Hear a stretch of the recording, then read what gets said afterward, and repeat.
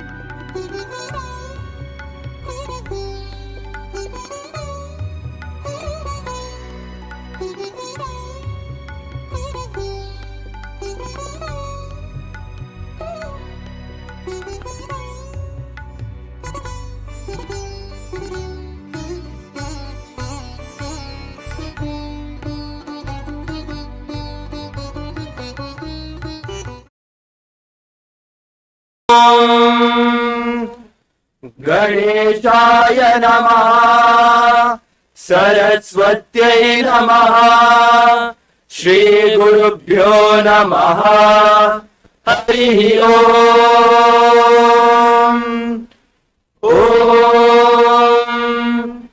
ॐ समित्युवचे वृषन्नग्ने विश्वान्यर्या इलस्पदे समिद्यसे तनो वसून्याभरा सङ्गच्छध्वं तं वदध्वं संवो मनांसि दानताम् देवा भागं यथा पूर्वे सञ्जानाना उपासते समानो मन्त्रः समितिः समानी समानं मनसा चित्तमेषाम्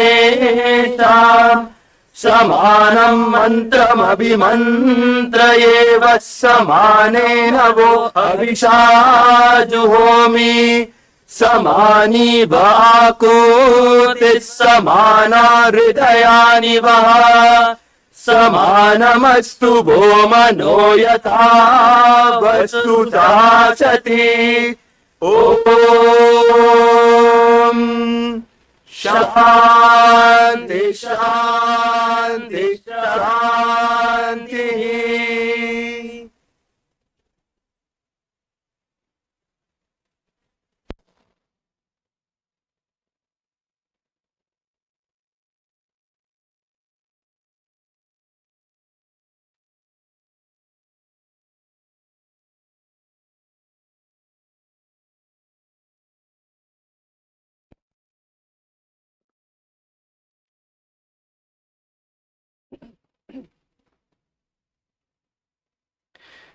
Om Shri Sai Ram. Offering our loving and collective pranams at Bhagwan's lotus feet. Dearest Swami, respected guests, Vice Chancellor Sir, Professor Raghavendra Prasad Sir, Professor Gopichandran Sir, Dr. Srinivas Arugante Sir, Directors of all campuses, Deans, Head of Department, Associate Heads, Faculty members, Alumni members, research scholars, and students, including all the viewers who are present here online and offline. A loving Sai Ram and a warm welcome to this Saturday morning. We are here for this international symposium on recent trends in sustainability in chemical sciences.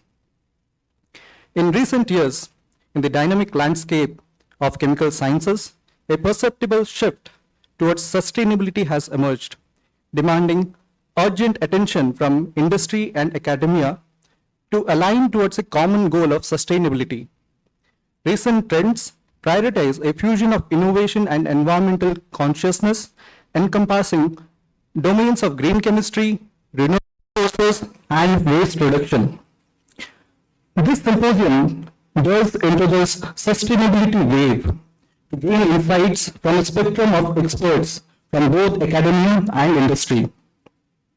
This symposium aims to showcase valuable insights from the esteemed speakers on topics ranging from design of sustainable and environmentally benign synthetic processes, industry protocols and practices, and relevant pioneering breakthroughs in material science. As a mark of beginning of this event, I request the esteemed dignitaries to light the ceremonial lamp.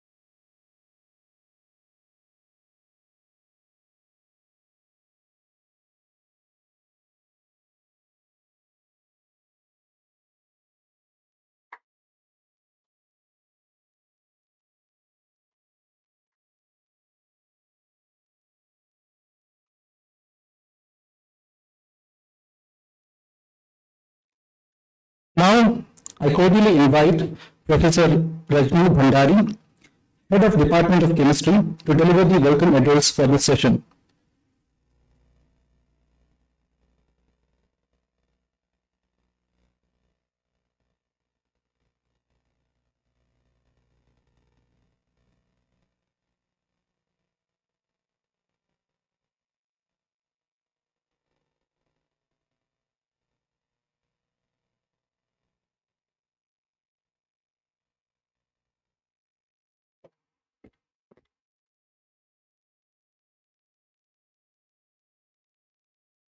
I offer my humble pranams at the divine lotus feet of the Guru and God, Bhagwan Sri Satya Sai Baba. Sai Ram, I deem it my honor to extend a warm welcome to our esteemed Vice Chancellor, Professor B. Raghavendra Prasad, the eminent speakers of the symposium, the Registrar, Controller of Examinations, Dean of Sciences, Dean of Management and Commerce, Dean of Humanities, Social Sciences and Language, Director of all the 4 campuses, heads of various departments, professors, research scholars, and my dear students. A loving and warm Sai Ram to everyone who has joined us physically and virtually.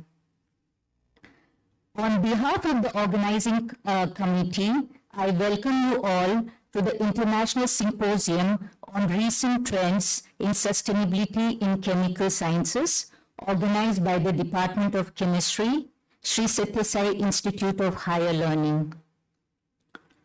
It is my privilege to extend a warm welcome to the 3 eminent speakers who have joined us virtually. We have with us Professor Somnath Mitra, Executive Director, Otto York Center for Environmental Engineering and Science. He is also Distinguished Professor of Chemistry and Environmental Science, New Jersey Institute of Technology, USA. The second speaker is Dr. Dhurjati Shivamodigonda, Director, Product Development, Pixel Specialty Solution, USA. The third speaker is Sri Giri Guru Swami, Director, Strategic Sourcing, STERIS, USA. It is my honor to extend a hearty welcome to the eminent speakers who have joined us physically from India.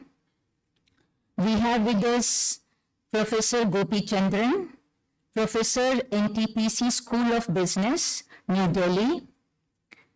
We have with us Dr. Srinivas Orunganti, Director, Dr. Reddy's Institute of Life Sciences, Hyderabad.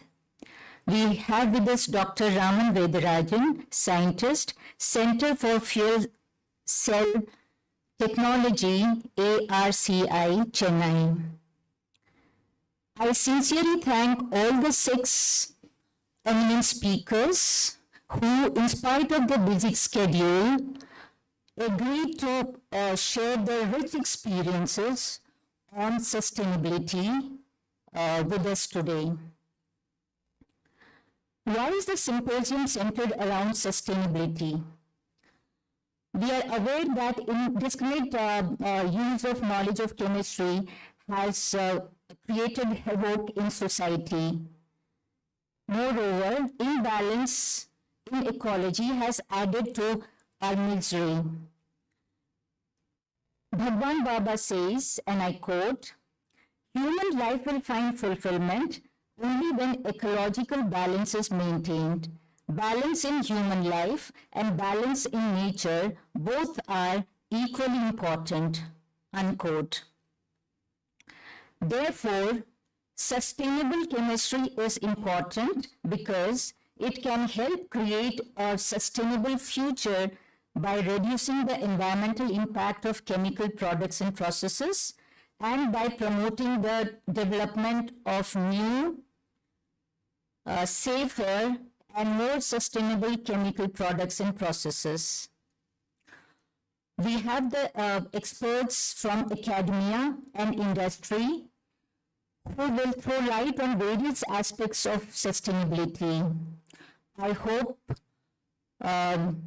you will have enriching and fulfilling experience as you sit through these sessions. Thank you, Sairam.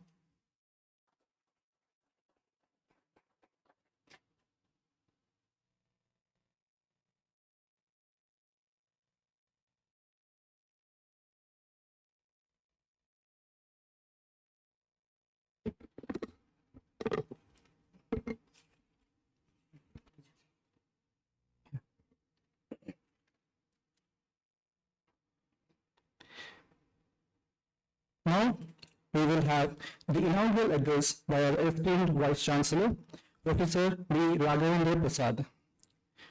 To introduce, Professor Prasad is an alumnus of Sri Sathya Sai Institute of Higher Learning. Further, he pursued his higher studies from Indian Institute of Physics in 1986.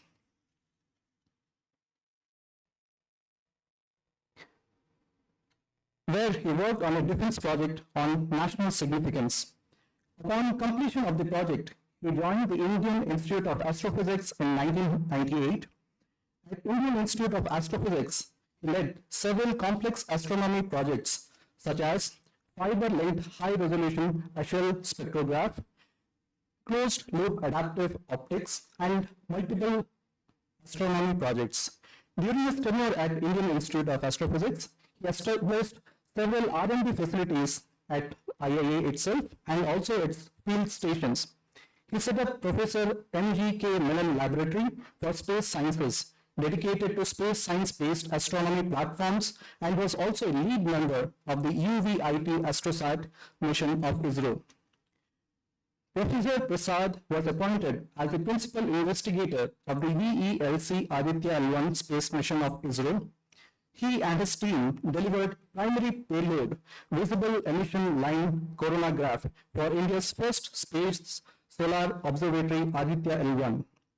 It is expected to give new insights into understanding space, help develop models for space weather prediction and several other areas of solar astronomy. We are expecting an update in the first week of January 2024.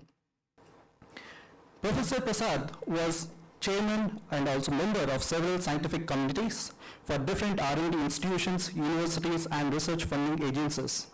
He held several administrative policies as chairman or member of selection and assessment committees and other academic institutions. Professor Prasad visited several reputed universities and research centers in several countries on academic programs and has been also a fellow of various professional bodies. Professor Prasad is an active participant in many of the socially relevant service activities as an alumni of SSSIHL over the last 35 years. He is passionate about sustainable energy, technologies, and environment, and has worked on several institutes of Sri Sathya Sai Central Trust in this domain. With these few words of introduction, I kindly request Professor Prasad to come over and deliver the inaugural address.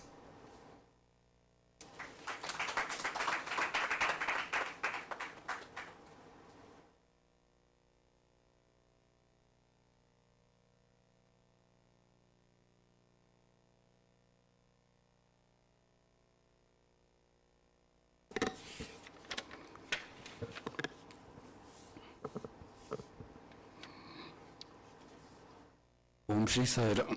Om Shri Sai Ram. I offer my most prayerful salutations at the divine lotus feet of our revered founder chancellor, Bhagwan Shri Sai Baba, only because of whom we all have assembled over here.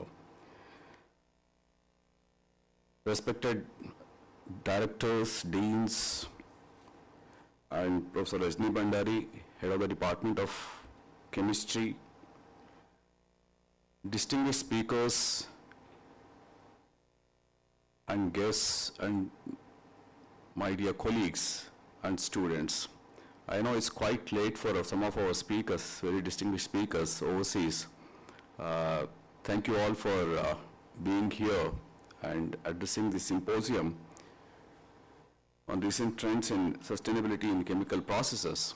I'm also very happy to see many of my seniors and juniors, alumni of this great institution, are distinguished speakers in this symposium. I think this institute has really produced, a lot of scholars and administrators over its existence of last 40 plus years. And I think we are all grateful to our revered founder chancellor for enabling this. I welcome you all to this symposium on recent trends in sustainability in chemical processes. As was, told by Professor Rajni Bhandari and also the, a faculty member over here, the topic of the symposium is of great importance for the very survival of planet Earth with its total ecosystem. Addressing sustainability in chemical processes aligns perfectly with the urgent need for responsible and eco-friendly practices. I'm sure recently we had several international conference, all heads of the state, and everybody is aware of that. The topics of discussions encapsulate the core principles of sustainable chemical process in a very, beautifully interviewed manner. Green chemistry principles, in particular, serve as a guiding light for creating chemical processes that are benign to the environment and human health itself. The emphasis on resource conservation, energy efficiency, and waste minimization reflects a commitment to reducing ecological footprint of chemical processes. I think what is important is incorporating life cycle assessment methodologies is critical for a comprehensive understanding of the environmental impact throughout the entire life cycle of a product or process. Moreover, as we are completely aware these days, every country, every developed country or developing country is completely cognizant of this important aspect, because of which regulatory compliance and setting high standards are becoming very essential in ensuring that sustainability remains a priority while continuous innovation and research drive advancements towards more sustainable practices. Isn't very, it sort of both academia as well as industry in a very coherent and continuous manner. Creating a space that embodies our founder chancellor's teachings and promotes a holistic approach to sustainability, encompassing not only environmental aspects, but also, most importantly, societal well-being, is truly commendable, because the symposium addresses all of them. He has encouraged us to recognize, as Professor Rajni Bhandari also told in her address, the divine essence within each individual and the interconnectedness of all life. So that's a very, very, very critical over here for the very existence of planet Earth and all of us. In this context, I'm happy to inform you all that SSSIHL Institute of Higher Learning itself is proposing to set up a Center for Sustainability with multiple verticals. Most of the documentation is in place. I'm sure we'll be formally announcing it probably in a week or 10 days' time. And this is primarily to integrate Swami's teachings and also in the United Nations Sustainable Development Goals into their vision. It primarily inculcates all of them. That's the primary purpose of the center itself. I would like to conclude by wishing all of you a very successful and enriching symposium that fosters insightful discussions and collaborations. That's what is most important. The outcome of all these symposias and conferences and meetings is something we should all be able to collaborate with each other, academia and industry, towards a more sustainable future. I am sure we have a lot of responsibility on our shoulders. I'll conclude by wishing you all the very best. Sai Ram, thank you for inviting me here. Yeah.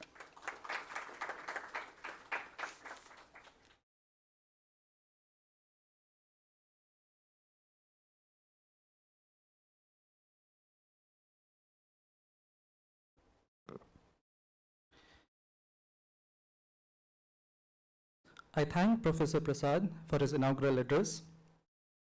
Moving forward to the proceedings of this symposium, I request Dr. Sripada Lakshminath, Associate Professor, Prashanthanilayam Campus, to introduce the first speaker for this session.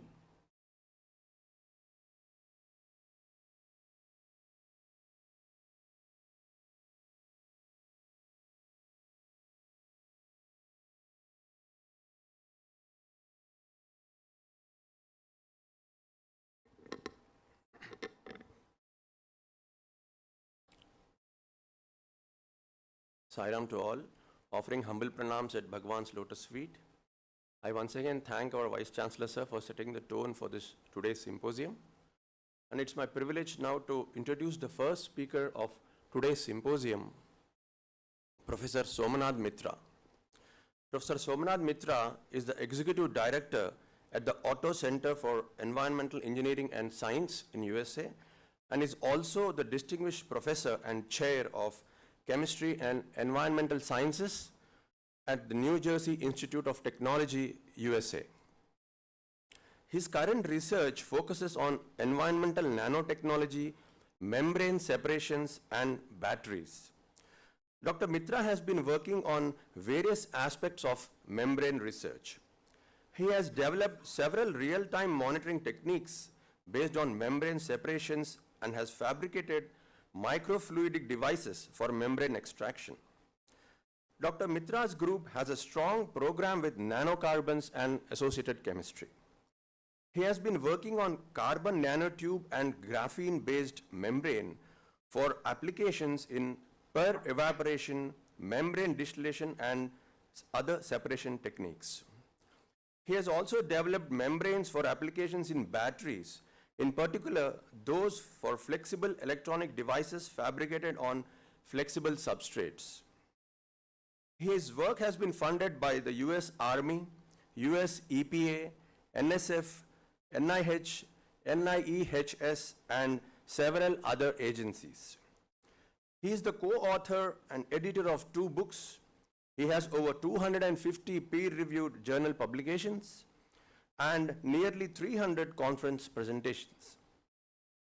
He has been the recipient of several awards. Some of them are Thomas Alva Edison Award from State of New Jersey, Innovator Award from New Jersey Innovators Hall of Fame, Distinguished Research Award from the Board of Overseers of the New Jersey Institute of Technology, Benedict T. Pichler Award from the Microchemical Society of America, and he is a Fellow of National Academy of Investors.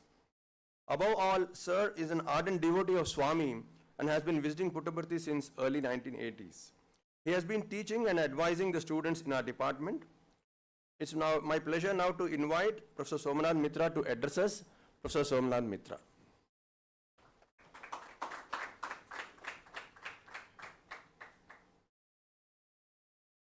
Invoking the blessings of Bhagavan, Sai Ram to everyone. It's always a great pleasure to, either visit or participate in a conference or give lectures in Puttaparthi.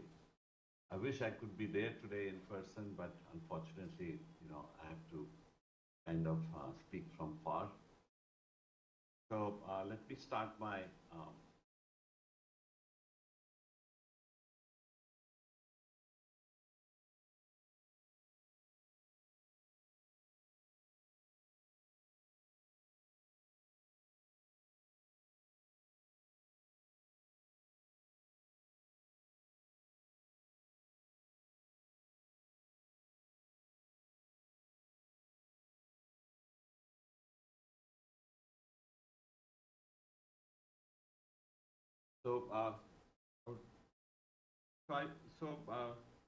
I've been visiting Puttaparthi for many years since 1984, and I've had the great honor of interacting with the students, giving lectures. And one of the things, although I was there as a visiting faculty, but in reality, I really was a visiting student. I learned many things, and it has been an unbelievable experience. So one of the things I learned from Puttaparthi is this quote from Mandukya Upanishad, which says there are two types of knowledge: Paravidya, transcendental knowledge, and Aparavidya, which is the knowledge of the world. And one thing that I learned is both of them are extremely important. So talking about knowledge, I was listening to Swami's speech recently, and one of the things he said in this particular speech is Dharma, Artha, Kama, Moksha. Dharma, Artha, Kama is more like Aparavidya, worldly knowledge, and of course, Moksha is the focus of transcendental knowledge. So today, there is no knowledge. Today the focus of all our knowledge has to be on sustainability. As the Vice Chancellor and Professor Bhandari said that the world is at risk. So we need Dharma to develop sustainable policies. We need financial and business models to fund sustainability. And then, of course, we need control over our Kama to reduce consumption. So as a result, this is probably the best topic we can have for a conference in chemistry, and not only chemistry, almost in all aspects of science and engineering. With that, let me start my talk for the day today. I'm going to talk about sustainability through advanced chemical separations. My co-authors are Mithun Bhaumik, who was my PhD student and now a postdoc in my group. Sumana Paul is a PhD student. Andrila Gupta and Indrani Gupta finished their PhD with me. Sagar Roy was a postdoc. Dr. Cheng Li works with me now, and of course, that's me. So why chemical separations? The question is why chemical separations? Now, this is energy consumption in the US and 98 quarts, which is basically trillions of kilowatt hours. And this is probably true for almost all nations in the world. If we look at the energy consumption, this is US, about 19% goes into commercial activities, 21% for residential, transportation is 28, and 32 for industrial, different industrial operations. Now the distribution may be slightly here and there, but for the most part is going to be this. Now this 32% of energy that's being used in industry, about 45 to 55% goes into separation techniques. So as a result, the separation is a very important component of sustainability because it is consuming a lot of energy and generates millions of tons of carbon dioxide.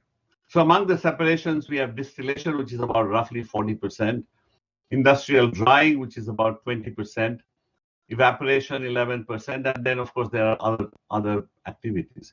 Now, if we can improve this separation, especially what I'm going to talk about, membrane-based separations, we could save a lot of energy in these, which will help towards sustainability. So these are some of the big areas where we spend a lot of energy. For example, oil fractionation, which is basically distillation of crude oil into gasoline products. Alkenes from alkanes, which is a cryogenic distillation where basically we are separating ethylene and polyethylene and propylene to make polyethylene and polymers like that. Benzene derivatives, again, it's the same thing. It's a distillation process. Benzene derivatives are very important as additives to fuel as well as for polymers. Then we have desalination, which is reverse osmosis, and for example, reverse osmosis is a very energy-intensive separation process. For example, and it's widely used. For example, my mother in Kolkata has a reverse osmosis system in her apartment. Then there is rare earth separation. So these are all separation techniques, which is accounting for almost 40 to 55% of all the energy consumption. Now, these are two that I think in future we will see a lot more. One is greenhouse gases, how to trap carbon dioxide, and there are amines and different chemicals that can actually trap CO2. And again, it's going to consume a lot of energy. A separation of uranium, lithium, and things like that from seawater is again going to be very energy-intensive separation processes. So these are some of the very, very important separation process. And I'm going to focus a lot on distillation here. And membrane techniques, again, desalination is also a membrane technique. So, all right. So what is distillation? And this is something that we are all any one of us who've taken a chemistry class, we are familiar with this. So basically, we boil something, evaporate it, and we condense it. So that's distillation. Now, industrial distillation looks something like this. You have these big distillation columns, and and if you've driven past a oil refinery or something like that, you've seen structures like this. So these are huge structures with a lot of steel and things like that, and they consume a lot of energy. Now, we really don't have way-round distillation in many applications, but there are some where we can. So the two applications that I want to talk to you about today is, one of them is biofuels, and the other is solvent recycling. Now, in biofuels, what is happening is we do fermentation to generate, for example, ethanol. Typical fermentation process will generate 7% ethanol, and there'll be 90% water and other things. So now if you want to do a distillation like this to get ethanol out, you are heating 7% ethanol and 93% water. All the energy that's going into water is actually a waste. And of course the boiling point of ethanol is around 78 degrees. So you have to heat this to 78 degrees or pull a vacuum, but you are heating a lot of water, which is basically a waste. So one of the things that I'm going to talk about today with membranes is, maybe we can reduce some of the waste. Maybe we can do this at a lower temperature. Maybe we don't have to heat so much of the water. 93% water, basically a waste of energy. So these are some of the things that I'm going to talk about in my talk today. All right, so some of you are familiar with membranes and some of you may not be. And like I said, reverse osmosis is very common. I'm sure the hospital in Puttaparthi has a reverse osmosis system. But membranes are used for many things other than reverse osmosis. So basically, a membrane is a barrier. It's a barrier, and you bring something here, and you get a product out, or a purified product out. For example, in case of desalination, you would bring salt water here and get pure water out. In case of, for example, air separation, you bring in air and get pure oxygen out. So that's how we generate oxygen. The gas tanks of oxygen that we get is basically from here, using techniques like this. So in my case, what I'm talking about is I want to bring fermentation product here and get ethanol out. So that's going to be my first thing that I'm going to talk about. The other thing that I'm going to talk about for solvent recycling is get waste solvent here and get a concentrated solvent out. Now the membrane, this is a talk on sustainability, so I'm not going to talk a lot about the chemistry that we do for membranes, but suffice it to say that, the chemistry of this membrane is very important. This is what will do what we are trying to make it do.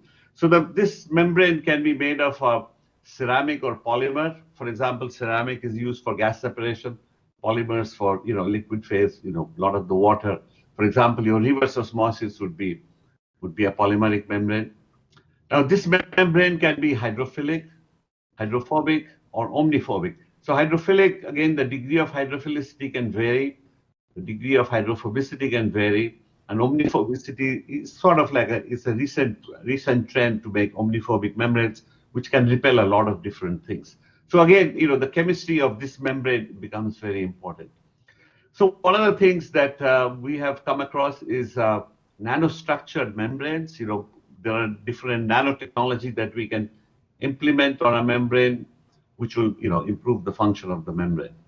So the two things that we want in a membrane process, the first is high flux. That means if you want to bring salt water on this side and get pure water on this side, you want large amount of pure water to come out here.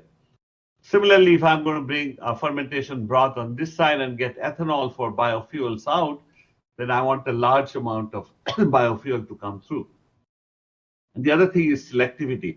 So for example, if I bring a biofuel mixture here, along with ethanol, I will also have some water coming through. My goal is to minimize the amount of water and maximize the amount of ethanol.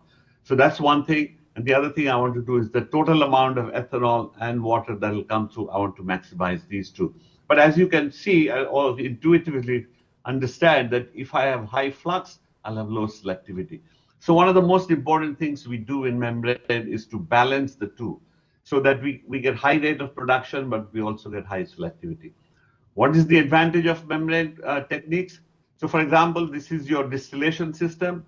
The membrane technology is very compact, basically little tubes. So you can potentially take this whole factory and put it in one big room, something like a garage, and actually do the same thing. That's the idea.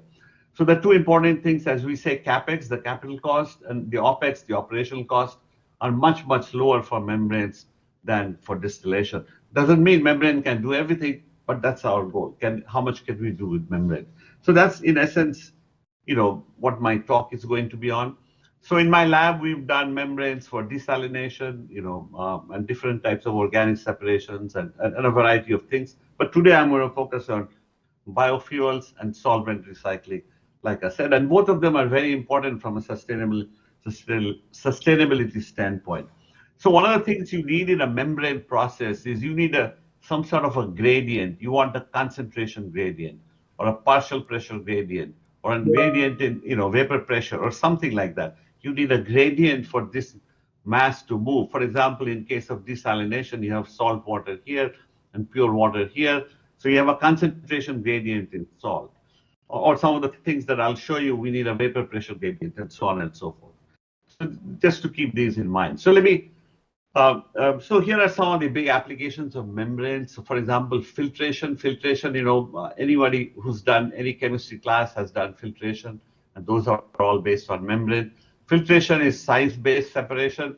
I already mentioned reverse osmosis. Kidney, dialysis for kidney is a membrane process, and so on and so forth. This is a microfluidic membrane that we made in our lab, which is basically to extract arsenic for detection. So the membranes can be in a fiber form, something like this, and you could have a very large surface area packed in a small volume. Or you can have a flat sheet like this, which is rolled in a membrane like this. And this is, for example, a reverse osmosis system. Most of the reverse osmosis membranes are flat membranes like this. So these are the two geometry of membrane. The ceramic membranes, if it's made out of ceramics, obviously they're flat, but usually they're flat. They can also be tubular. But polymeric membranes, you can make tubes out of them. All right. So now let's so these are some of the common techniques, but this is the technique that I'm going to talk about. It's called membrane distillation, and this membrane technique works like this.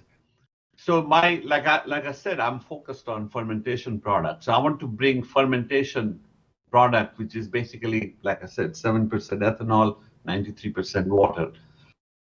On this side of the membrane, and this is the hydrophobic membrane, so it repels water, but it allows water vapors to go through. Water is hydrogen bonded, so it is very strongly bound, and as a result, it's going to be repelled by a hydrophobic surface. However, water vapor and ethanol can go through. So my idea is to bring this hot water ethanol mixture on this side and collect ethanol on this side. Now, as you can see, so basically this is a porous membrane. So this membrane has pores. The typical pore size is about 0.2 to 0.4 micron, or let's say 0.1 to 0.4 micron.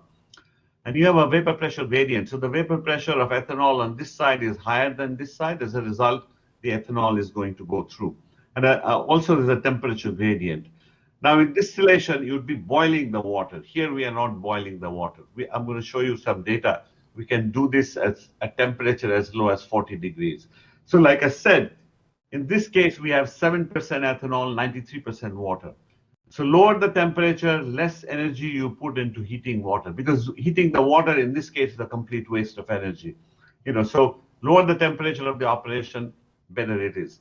Anyway, there are various ways to do it, and we have developed one, and we call it air sparge membrane distillation. I'm not going to go into the details here because I want to focus on sustainability rather than chemistry. So here we'll bring the feed in, but we'll also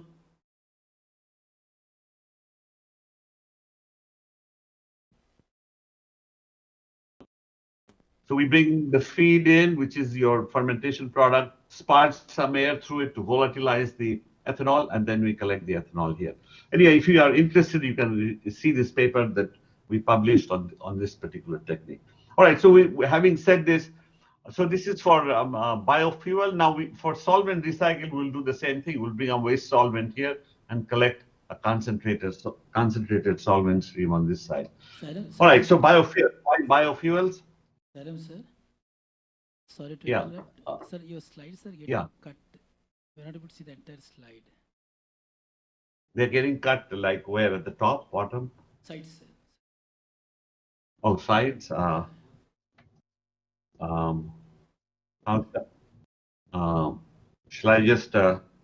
I just do it like this? Is that okay? Yeah, it looks better, sir, but yeah, maybe you can, the top menu bar, you can hide it, sir. Okay. You have to tell me how to hide the menu bar. Huh? Top right-hand corner. Here, There is the thumbnail pin there. Yeah, there, near the cursor. Yeah. Just right this one? right click on that and just say, right click on the top and just say hi. Hide capture toolbar? I'm not able to see the font.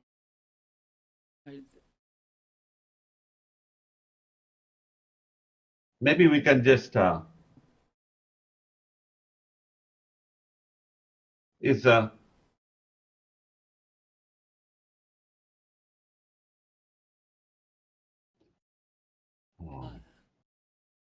Again, is it better? No, sir. Maybe the earlier one was better. This one is better? No, sir. Still. Yeah. Is it good? No, sir. It's fine, sir. All right, okay. All right, so why biofuels? So in biofuels, what we are doing is we are bringing, most of you probably know about this. So we are bringing carbon dioxide, and it is, going into biomass, for example, corn, and there's a lot of effort to use different cellulosic biomass, and then it goes into a refinery, and this is called, this is biorefining, and this is a huge process, all the way from, chopping wood to, making, for example, ethanol, and then, of course, we are using ethanol in fuel and things like that.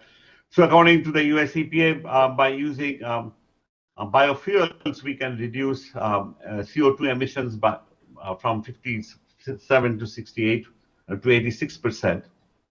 And global biofuel production has gone up tremendously. So in 2000, the global biofuel was 187,000 barrels. And in 2019, you can see it has gone up 10 times. And this number is increasing. This number is increasing quite dramatically. And there are different types of biofuels. You have diesel, you have bioethanol, methane, hydrated vegetable oils, and so on and so forth. Recently, you might have seen this, Virgin Atlantic actually flew a plane, a passenger plane from London to New York using vegetable oil, basically using cooking oil. And unfortunately, this, in my opinion, this is a great news, but it only received 166 views and 6 likes. So now there's also other bio-derived compounds that there's a lot of interest in. I'm talking about ethanol and butanol here, but there are others. Now, can you see my cursor?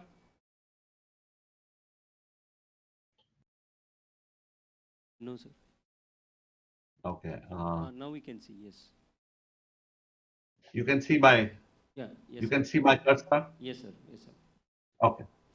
So it's not just the fuels, but also chemicals like diols. Butane diol is a big chemical. Butane triol is a very important one.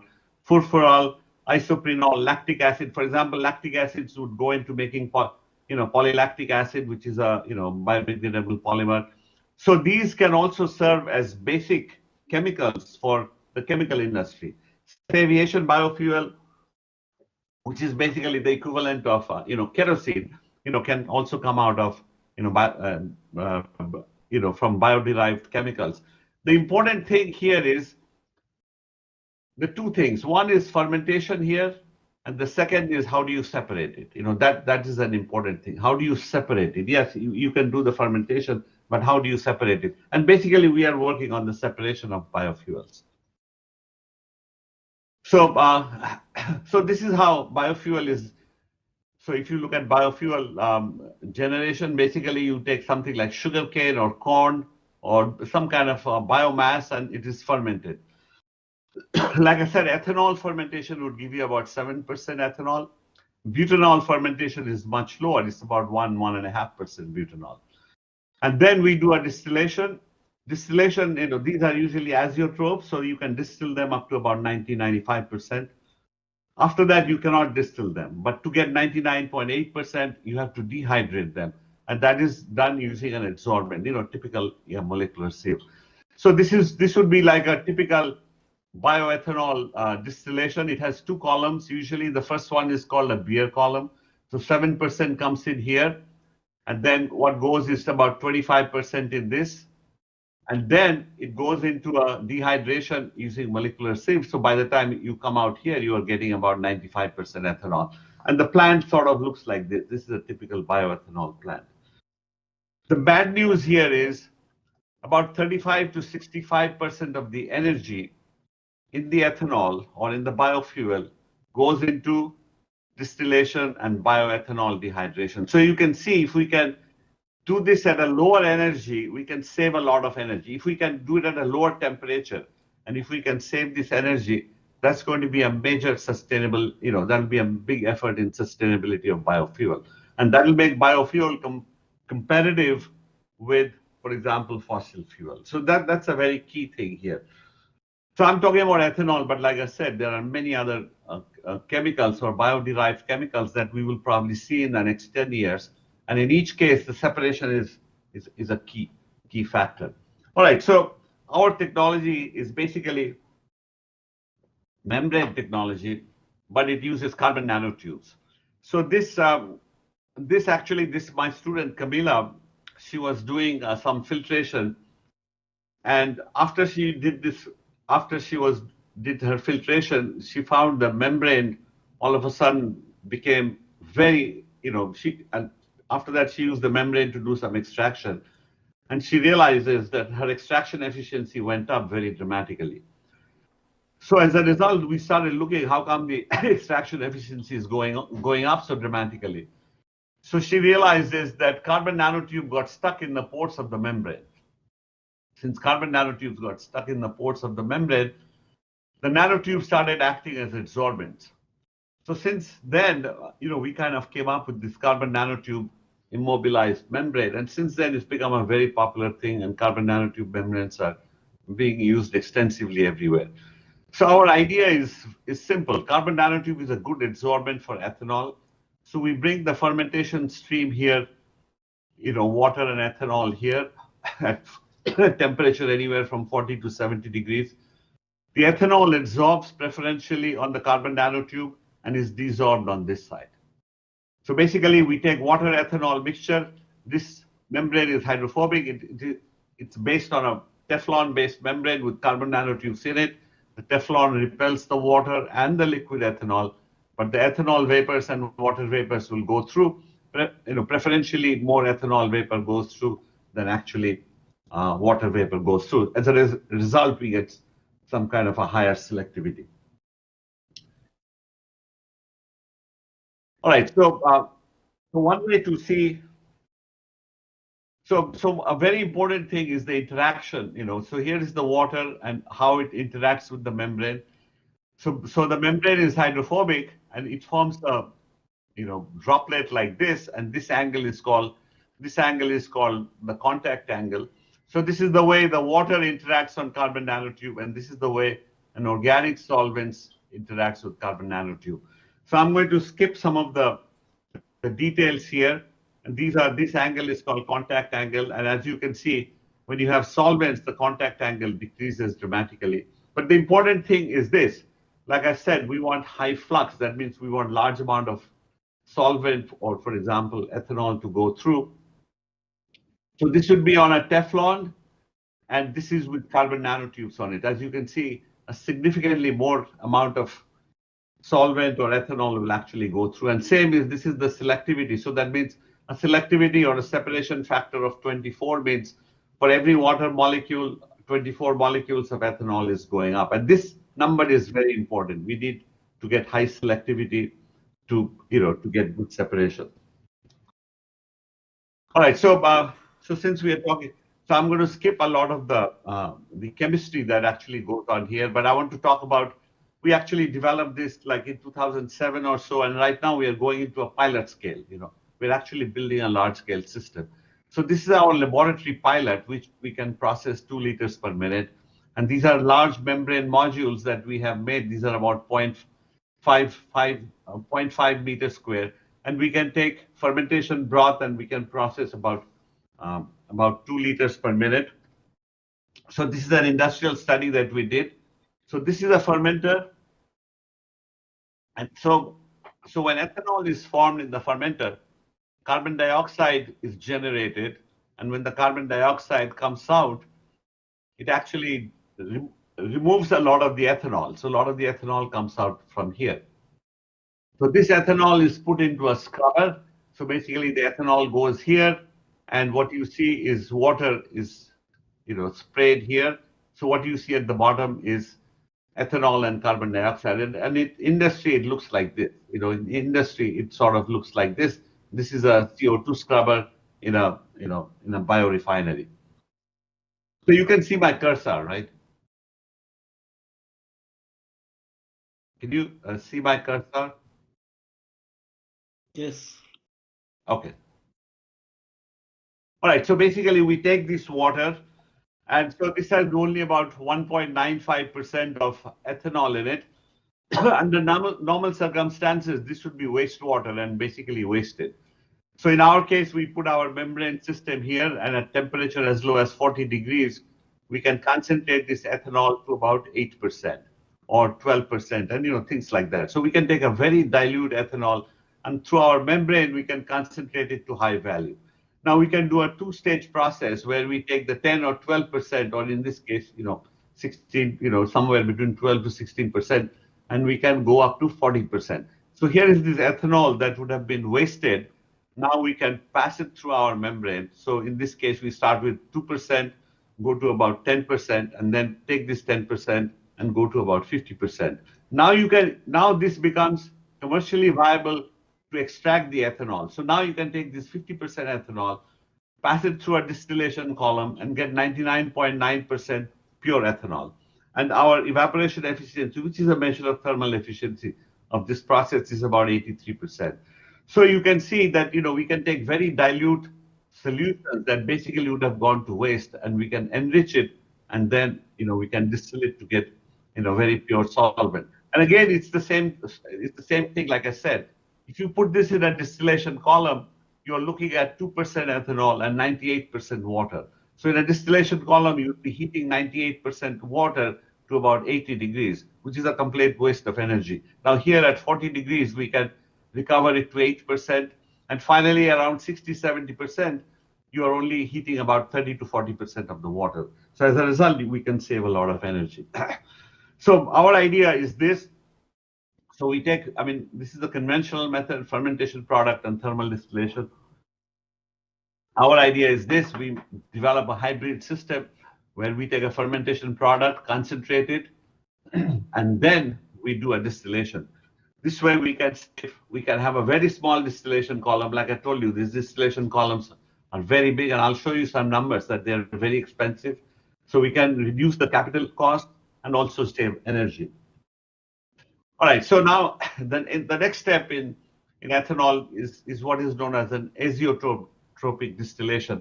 So what happens is ethanol water forms an azeotrope.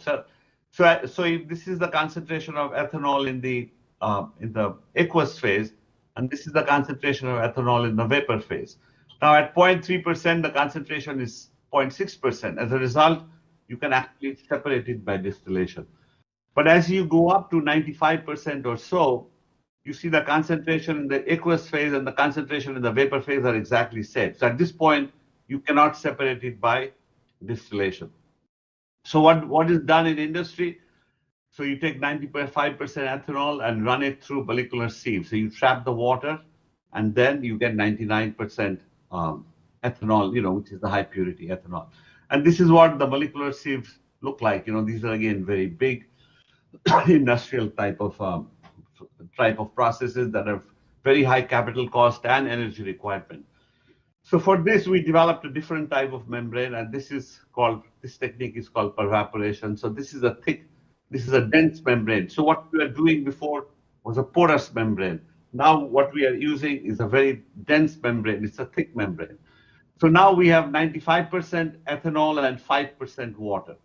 Now what we do is we bring a very hydrophilic membrane. Now, before we used the hydrophobic membrane, now we use a hydrophilic membrane. So in the hydrophilic membrane, water absorbs here and then it is vaporized and the water is removed. And what you get here is 99% pure ethanol. So here, basically, this membrane, because it's very hydrophilic, it allows the water to go through and rejects the organic compounds. So now this is this is a solid membrane. As a result, the flux is very low. So as a result, you need a large membrane surface area to do this separation. So this is our technology that we have developed. So this is made out, so like I said, it's a hydrophilic membrane, so it's polyvinyl alcohol. It's a hydrophilic membrane. But however, because it is thick, the water does not go through very quickly. So we tried various nanocarbons. So this is graphene oxide on hydrophilic membrane. This is hydrophilic membrane, polyvinyl alcohol with carbon nanotubes. But the best membrane we found was a hybrid of graphene oxide and carbon nanotube. Now the graphene oxide has about 50% oxygen. So as a result, this is very, very hydrophilic. So the moisture absorbs on the graphene oxide. However, the graphene oxide will hold on to the moisture because it is so hydrophilic. Now we have carbon nanotube sandwiched between graphene oxide. So the carbon nanotube is hydrophobic. As a result, it pushes the water out of the graphene oxide. So it's the layered structure. And as a result, we bring in water ethanol mixture here, and we get water out. And what we get here is pure ethanol. So you can see the flux here is 0.8. This is about 10 times lower than what I just showed you. And this is our polyvinyl alcohol with graphene oxide and carbon nanotube. But the separation factor is very high because it's a thick membrane. If it's a porous membrane, things will go through and the separation will not be that good. All right, so this is dewatering ethanol. So now the idea is we can basically take a water ethanol mixture at 7% from a fermenter, and then we do our first stage of membrane distillation, get it up to about 50, 60, 70, 80%, and then we do pervaporation. And as a result, we get pure alcohol on this side. So as a result, we have eliminated thermal distillation and we are doing everything in membrane. So instead of a factory looking like this, potentially a factory could look like this. Instead of huge factories like this, you could have a factory, basically in a large garage, and it will do the same thing. And this is very good for biofuel production because a lot of for example, if you're growing sugarcane in Anandpur district, you don't have to ship the sugarcane to far off places. to a factory like this, you could develop something like this at locally. All right, so coming about sustainability, like I said, this process is at low temperature, so we could actually do this separation at 40, 50, 60 degrees, so we can actually use a solar heater to heat the, to heat the fermentation product. So these are some numbers from capital investment versus operating cost. This is your distillation. Capital investment, for example, for a 120 meter cube per day is about $1.8 million as compared to the carbon nanotube membrane. Our estimate is about a third of this. Similarly, the operating cost is very high for a, big factory like distillation, and we are down to about 0.47. So as you can see, there's huge savings in terms of capital investment, and is also operating cost, mainly because energy requirement is much less. So how much time do I have?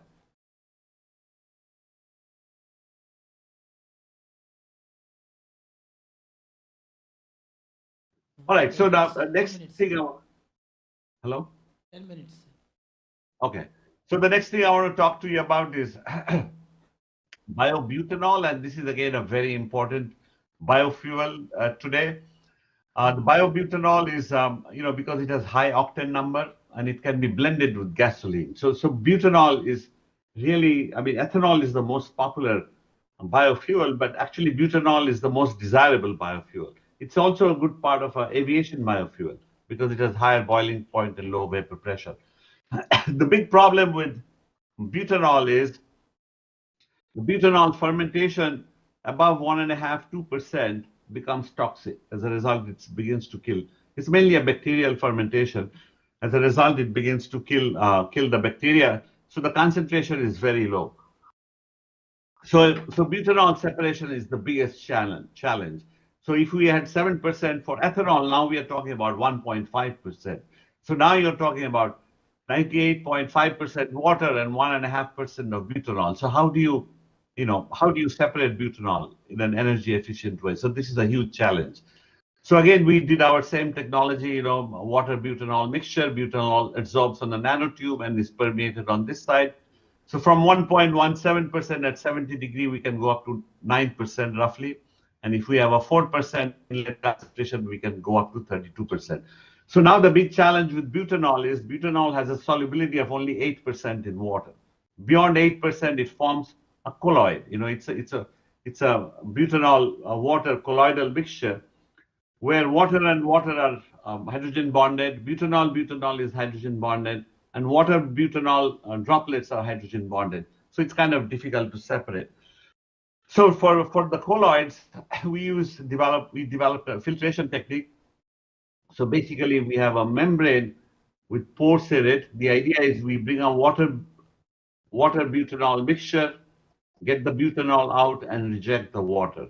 Now this is filtration. Filtration is typically used for particles, but now we are using filtration for a mixture of two solvents. So this is organic solvent nanofiltration. So this is different. This is filtration not for particles, but filtration for solvents. So again, we use carbon nanotubes, and so on this side we have carbon nanotube. On this side we have water butanol colloidal mixture, something like this. This is for high concentration butanol. And then the carbon nanotube is very hydrophobic.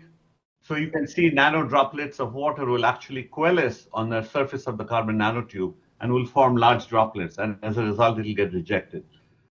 On the other hand, butanol will absorb on the carbon nanotube, and actually it's going to come out on this side. So as a result, we bring a water butanol mixture on a porous substrate, but we can reject the water and collect the butanol. And as you can see here, these are some of our water rejection. At 40% butanol, we can reject almost 45% of the water. At 60%, it is less, and so on and so forth. But this is great because we are able to reject, we are able to reject water from butanol without heating it. We are doing it at room temperature. And all we need is a transmembrane. It's a pressure-driven process, so we need about 10 psi pressure to do this separation. So one of the ideas we have, like I said, a bioreactor the butanol is toxic to the microbes. So one of the things we can do is we can continuously remove the fermentation product, concentrate the butanol, take the butanol out and send the rest back, to the fermenter. So as a result, we can increase the yield of fermentation. So this is one of the things that we are working on. So for ethanol, we would use a technique like this. By the way, we just published this in case you are interested in the filtration of the butanol. I mean, there's a lot of chemistry. It almost took us 3 years to develop this particular membrane. So if we are doing ethanol, we will do membrane distillation 2 stages, go to 60 to 80% and do thermal distillation. For butanol, we will do membrane distillation, go up to maybe 25, 30, 40%, and then we'll do filtration to get to 60, 80%, and then we will do thermal distillation. So these are some of the things that I want to talk about when it comes to biofuel. So basically what I've talked to you about is kind of quickly, I talked about 3 different membrane techniques and 2 different biofuels and how we are, trying to do sustainability as far as the production is concerned. And in the last 5 minutes, I want to talk a little bit about solvent recycling, because this is something that's very dear to me. So basically the same technology, but different compounds. Like ethanol, butanol, they are also solvents. So now, we have this concept of circular economy. So the world has been going on a linear economy where we take things, make things, and then we throw them away. In a circular economy concept, we produce things, we use them, then we try and recycle them, and hopefully have use less raw material than necessary. So organic solvent, I think, is one of the most wasted things in this world. For example, all those of us who are chemists, we run reactants, then we throw the solvent away. Sometimes we throw it down the drain, sometimes, we dispose of it. And it is quite bad what we do with solvents. So this is data from United States. We use about 10.16 million tons of dilute solvent waste per year, and only 0.46 million tons is actually recycled, which is about, less than 0.5% is actually being recycled. And the rest is wasted. And the rest is wasted as hazardous waste. And the treatment cost is about $203 million. And if we are talking about life cycle of solvents here, and the solvent that we are throwing away is actually worth $1.19 billion. I mean, we've done some life cycle type analysis on this. So life cycle, low solvent is very difficult to recycle, and it's the same reason that I gave you. If it's very dilute and you're going to do distillation, you have to heat a lot of water, and that's a lot of energy. So typically they are drummed like this, and then sent to a hazardous waste site. You either mix it with fuel and you burn it, or you can treat it as dilute it with water and treat it as water treatment. But recycled solvent could sell for anywhere. Actually, it's more than $9. It's $4 to $15 right now. Actually, more than $4. After COVID, the prices of solvents have gone up. All right, so our idea is again the same. We bring in dilute solvent and we concentrate it. And then, just like I talked about in the bioethanol refinery, we can get a 5% solvent concentrated to 30 to 80, and then we can distill it. And we've studied many solvents like tetrahydrofuran, trichloroethylene, dioxane, MTBE, gasoline, polyethylene glycol, variety of solvents we have tried. And, by varying the carbon nanotubes functionalization, we can actually vary the yield and the flux and, basically manipulate the process. All right, so I want to give you some life cycle type analysis here without going into details. So one of the studies we did for that industry is a hand sanitizer. So hand sanitizer is 7% isopropyl alcohol. So basically the wash from hand sanitizer manufacturing is 7% isopropyl alcohol. Right now it's put in tankers like this, which are about 8,000 gallons, and it is sent to a hazardous waste facility. All right. So basically, hazardous waste facility is mixed with fuel and burned. If it's high concentration, like I said, if it's low concentration, it is treated with water. So we, based on our system, we designed a 5-gallon per unit system, and it should cost about $400,000. From a 8,000-gallon tanker waste, we can generate 762 gallons of 70% isopropyl alcohol, which is basically your hand sanitizer or a cleaner. And the cost of that is about $9,000.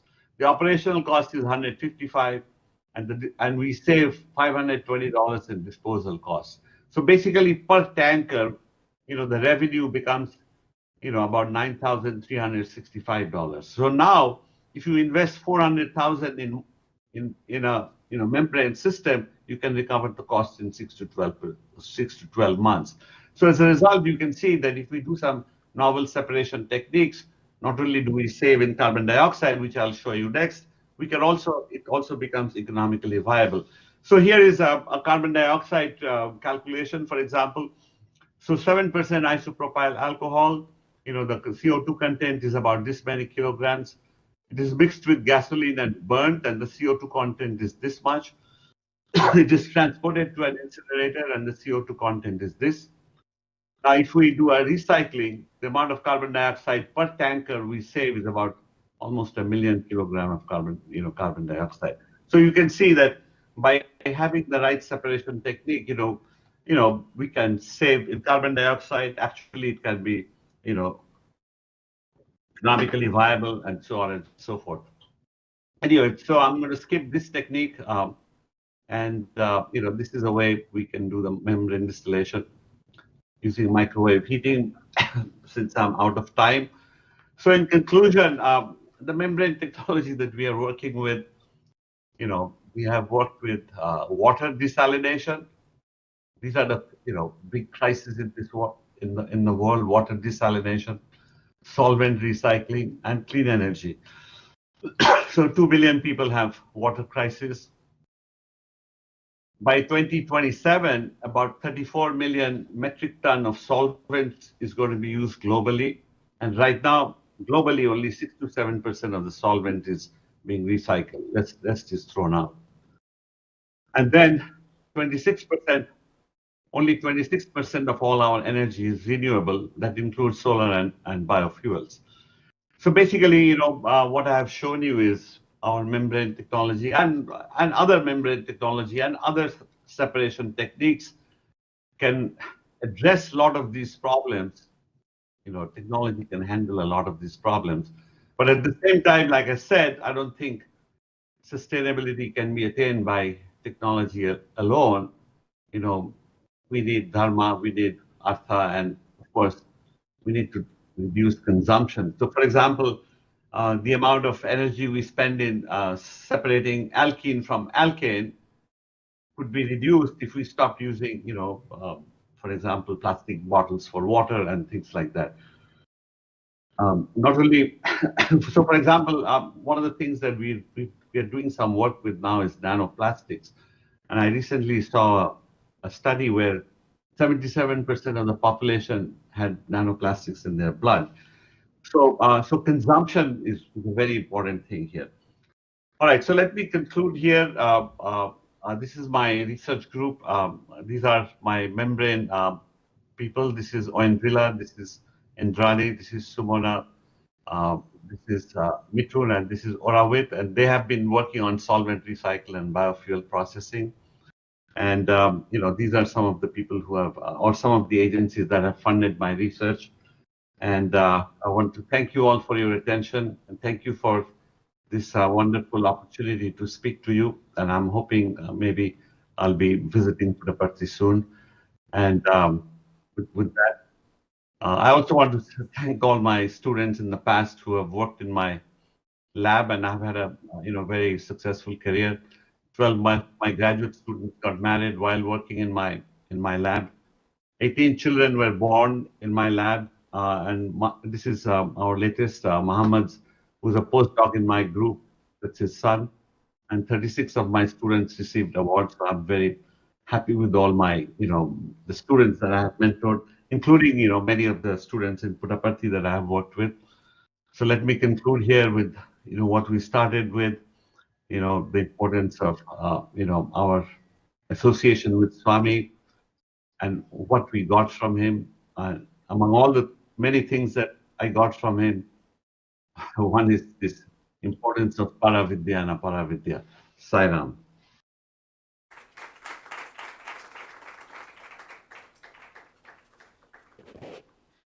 Thank you, Professor Mitra, for that enlightening talk. Now I request if the audience has any questions, they can ask. Sairam, Professor Mitra, it is a very wonderful talk and an eye-opener personally for me, even though I'm not from chemistry background. I have one simple question, probably a very naive question too. Are these membranes recyclable? And what is the cyclicity of these membranes? All the different membranes you talked about. Okay, so the membranes have typically, the membranes are designed for continuous operation. The idea is, you run it 24/7, and the membrane has a finite life, So one of the important things we look at is how do we increase the life of a membrane? So one of the things that reduces the life of a membrane is what is known as fouling. A membrane would get coating, it would get fouled. Things will deposit on the membrane surface. So one of the, I didn't talk about that, but we spent a lot of effort in making sure that nothing adsorbs on the surface of the membrane. We really want to prevent fouling. For example, in desalination, it's a very important thing. How about, the fouling on the membrane? Also, biological things can absorb on the membrane and actually they can grow. And these things also foul membrane. The typical commercial membranes could have life between 5 to 10 years, This is for water. Some of the other things would be different. But typically we are, one of the things we do is we try and make sure that it has, long life and low fouling. Sometimes we have to do pre-treatment. For example, in a lot of the ethanol fermentation, especially in the US, for example, a lot of the fermentation is done with corn. So the fermentation has all this solid in it, so the corn actually has solid in it. And the solid will deposit on the membrane and foul the membrane. But there's also fermentation with, for example, with sugarcane, with starch, where there is no solid, So to some extent, it is dependent on the application. Professor Mitra, this is Raman here. Hi, Ram. I've been one of your students. Hi, Ram. I myself have been your student earlier. So Okay. Nice to see you after long, and Thank it was you. a wonderful presentation. I have two questions. One question is regarding the CNT and PTFE based membrane. What is the loading of this CNT onto your membrane? No more than 1%. Okay. And this is a solvent cascade, or how do you do it? How do you Yeah, cascade? there are various ways we do it. A lot of the membranes are different, Some we actually, we coat it with we use a binder to, coat the membrane, We've tried spray coating or, spray coating. Also, there's a technique called interfacial polymerization where we actually, polymerize the carbon nanotube with a polymer in the ports of the membrane.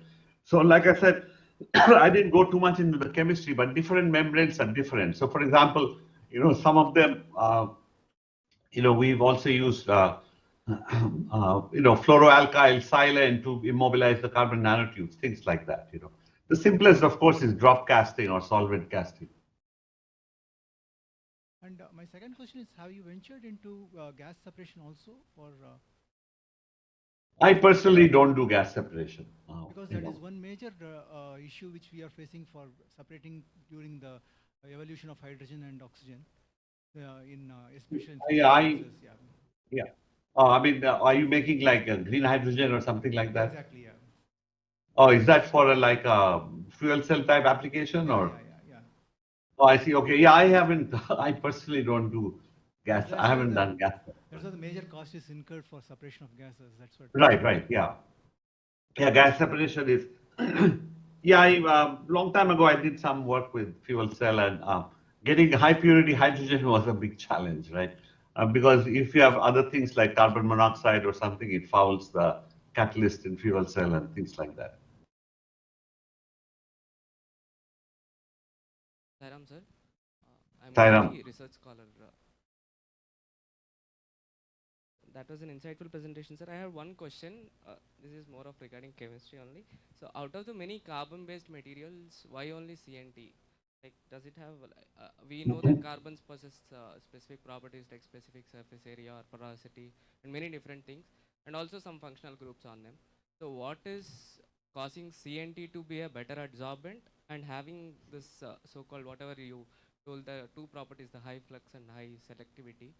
What is causing CNT to be that selective towards our biofuels like ethanol and butanol? Okay, so CNT, the thing that I like, we like a lot about CNT is, I mean, like in some application, graphene oxide is quite good actually. So, you know, sometimes we are using graphene oxide.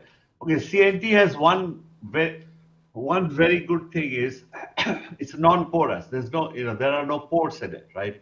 A lot of carbons have pores in it. So on CNT, you have, so it's like a, you know, let's say it's something like this. So the adsorption is on the surface. So a molecule adsorbs and desorbs very easily, you know. So as a result, you get high mass transfer coefficient. Now, if it was a pore like this, a molecule will go inside the pore. So to take it out is not so easy. But on a CNT, it is on the surface. The van der Waals forces goes in and comes out very easily. So as a result, CNT gives you high mass transfer coefficient. You know, graphene oxide is a layered structure, right? So it gives you some sort of a nanofiltration effect. In carbon nanotube, there's no filtration effect. It's straight van der Waals absorption on the surface and out. Of course, if you have a functional group, then you have specific interactions. Thank you. Thank you very much, Professor Mitra. Just to give an indication about the Indian stance in this regard, at an international level, during India's G20 presidency, there was a launch of Global Biofuel Alliance to intensify the use of sustainable biofuels for a smoother transition from the non-renewable usage to renewable usage. And also at a national level, India has an amended national biofuel policy, which is aiming at a biofuel blended, bioethanol blended fuel for usage, which can be utilized up to 20%, which is currently standing at 10%. So with these few insights, I will now request Dr. Prafula Chandra to introduce the next speaker.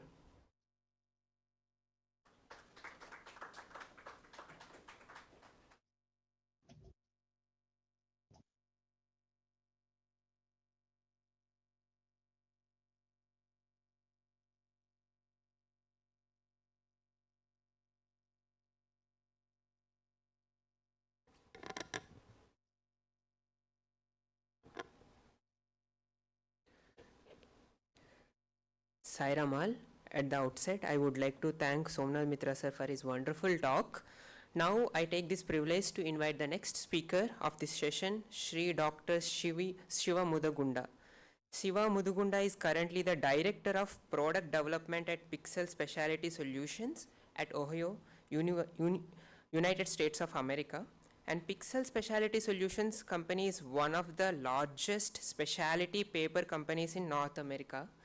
And Dr. Shiva had done MSc in chemistry from Sri Sathya Sai Institute of Higher Learning. Later, he did his MPhil from the University of Hyderabad, and then he pursued his PhD from Indian Institute of Chemical Technology, Hyderabad, and then he also did his postdoctoral research at the University of North Texas and also at the University of Texas at Dallas. He is trained in Lean Six Sigma methodology at Ohio State University and attended the Executive Education course on creating and leading a cultural of innovation at Northwestern University Kellogg School of Management. Dr. Shiva joined Pixel Specialty Solutions in 2003 in the Research and Development Group. Over the years, Dr. Shiva held various roles in research and also on the commercial side as product manager for some specialty products, especially with respect to the paper. He and his team have developed numerous paper products that are being manufactured routinely in large volumes. In his current role, he leads several initiatives, including the efforts to develop barrier coating for flexible packing. Dr. Shiva's experience spans across a wide range of areas, including polymers, functional materials, aqueous coating, and paper products. Dr. Shiva's career demonstrates his commitment to sustainability and innovation within paper industry. Also, notably, as every student dreams, he had blessed to perform Veena in front of Swami on several occasions. And now I invite Dr. Shiva to deliver his talk. Sairam, sir.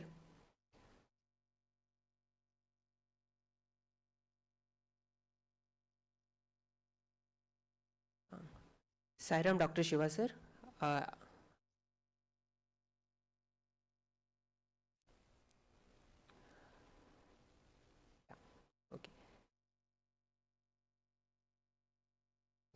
Sairam says, then you can start your presentation. You can start sharing your presentations. And please also audio, can you turn on your audio? Sir, can you hear me? Yeah. Give me 1 second. Let me share my screen.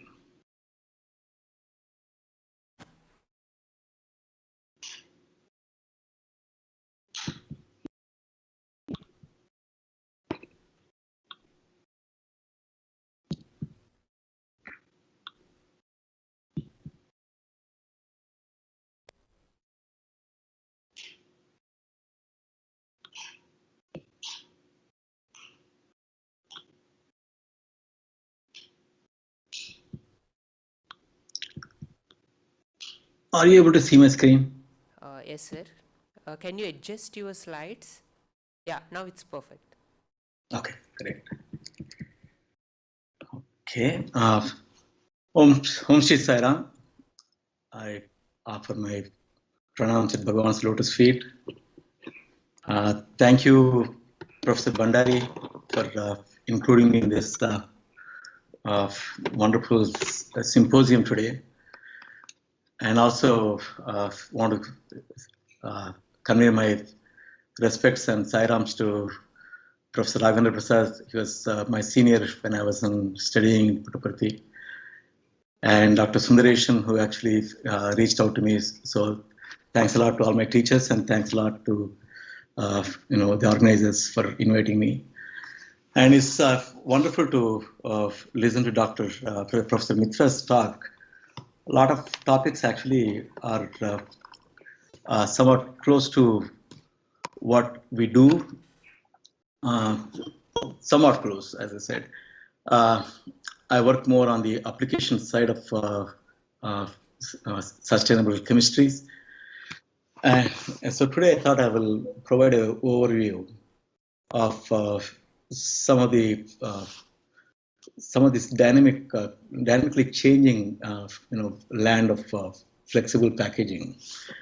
My objective today is really to provide just an overview and also talk to you guys a little bit more about what does it take to do something, some development in this area.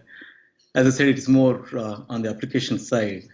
So the benefit of that is whatever you can come up with can potentially see a commercialization in a very, very near term. So with that, we'll start with what is sustainability. So sustainability is defined as meeting present needs without compromising future generations. This is a United Nations a sustainable definition that they provided at some point. I think it kind of captures the spirit quite well. And it's more, I think it's at a conceptual level. So you're talking about you're ensuring the ability of future generations to meet their own needs. So, if you really break down some of these key elements that make up this framework, it is the capacity to endure over a long time. So you're really balancing the economic, social, and environmental conditions, so you can actually achieve a situation where you can create a framework that will provide for continuous utilization of resources for even for future generations. And we are also looking at minimizing the use of non-renewable resources and reducing pollution and waste, and supporting ecosystem health, and harmonizing human activities with the natural world. It's actually when we started working on some of these projects, our CEO spoke to us, and this is exact the concept that he talked to us. He said, your companies need to be profitable, but you also need to provide you have obligations towards environment, and also you need to be able to take care of social needs. So sustainability is something, at least at this time, it has all the three components. So I think it's called a triple bottom line, in that you're getting it's a bottom line for profitability and environmental and also social aspects of our the society right now. Now let me get into the flexible packaging. So flexible packaging is characterized as a package with a non-rigid shape, allowing easy alteration when filled and during use. It encompasses packaging materials such as paper, plastic, film, foil, metallized, and coated papers, and also various combinations of this. I think we're all familiar with this as consumers. Some of this, I think, I put my favorites there. I have gems and I have blue. And I'm sure there are a lot of other materials that we're all familiar with. So this is when you're really looking at, in contrast with the rigid packaging, which is what you see in the next image there. The glass, plastic, and you can see the drums that we send. And a lot of this stuff we still use, not that it doesn't have utility, but certainly flexible packaging has its own place. And just as if you see various shapes there are machines which can do part of this shapes that you see. Some of them are called pillow pouches, and some of them I think we are used to seeing the candy bars and breakfast bars and things like that. So you can see there are various formats there: bag, film, lidding, overwraps, pouches, wraps. So why do people use flexible packaging? And one of them is resource efficiency. You actually use much less material to package your contents with a flexible packaging approach. So you're actually reducing at the source itself. You actually reduce the amount of wastage and amount of greenhouse gases that actually go into your process. You reduce that. You have transportation benefits, and having a good package actually extends shelf life. In fact, food wastage is a big issue everywhere in the world. Shelf life is something that you can achieve by having excellent barrier properties to your your packages. And there are other features like versatility, high product to package ratio, printability, reduced waste, life cycle metrics. Each of them, we can spend quite a bit of time, but bottom line here is that flexible packaging certainly offers enormous benefits for a certain segment of the packaging industry there. So I want to talk about one of these examples where they did a survey on pouches that we use for like soft drinks or fruit drinks. If you see, I think we're all used to. I think we've seen all those formats there. Maybe a fruity would be a composite carton. You have a PET bottle there, and then you have an aluminum can, you have a glass bottle. You see how much you can see all the various numbers there, but the lowest number you actually see, except for aluminum, is the drink pouch that you see, and that's because it actually, the amount of material that you use, if you see the product package ratio, that's the last but one column there, 97% would be your content and 3% is your packaging. And as you keep going down to the glass bottle, it'll be 65-35. So as you can see, there is an enormous benefit in being able to preserve the contents without having to cause a whole bunch of carbon footprint and also potential landfills. This is another nice example here. If you take 1,000 kilograms of sauce, you would require 837 kilograms of glass bottles to package that. And if you take, more of these squeezy bottles that we are used to for the ketchups and stuff like that, so you can see it drops to almost a tenth. And then when you do a flexible packaging, it actually drops even less. So it's an enormous improvement that you can get, or enormous benefit you can get by dropping the weight of the packaging. And it actually has multiple benefits beyond the weight itself. It requires less number of trucks and requires less area actually that you need in the storage. All this actually matter when you're in industry because each of them adds cost, which ultimately gets passed on to the customer. So one of the benefits, some of the benefits as you see there is that you're able to derive, benefits on multiple aspects by using a flexible packaging in, again, some applications. This is actually my favorite example too.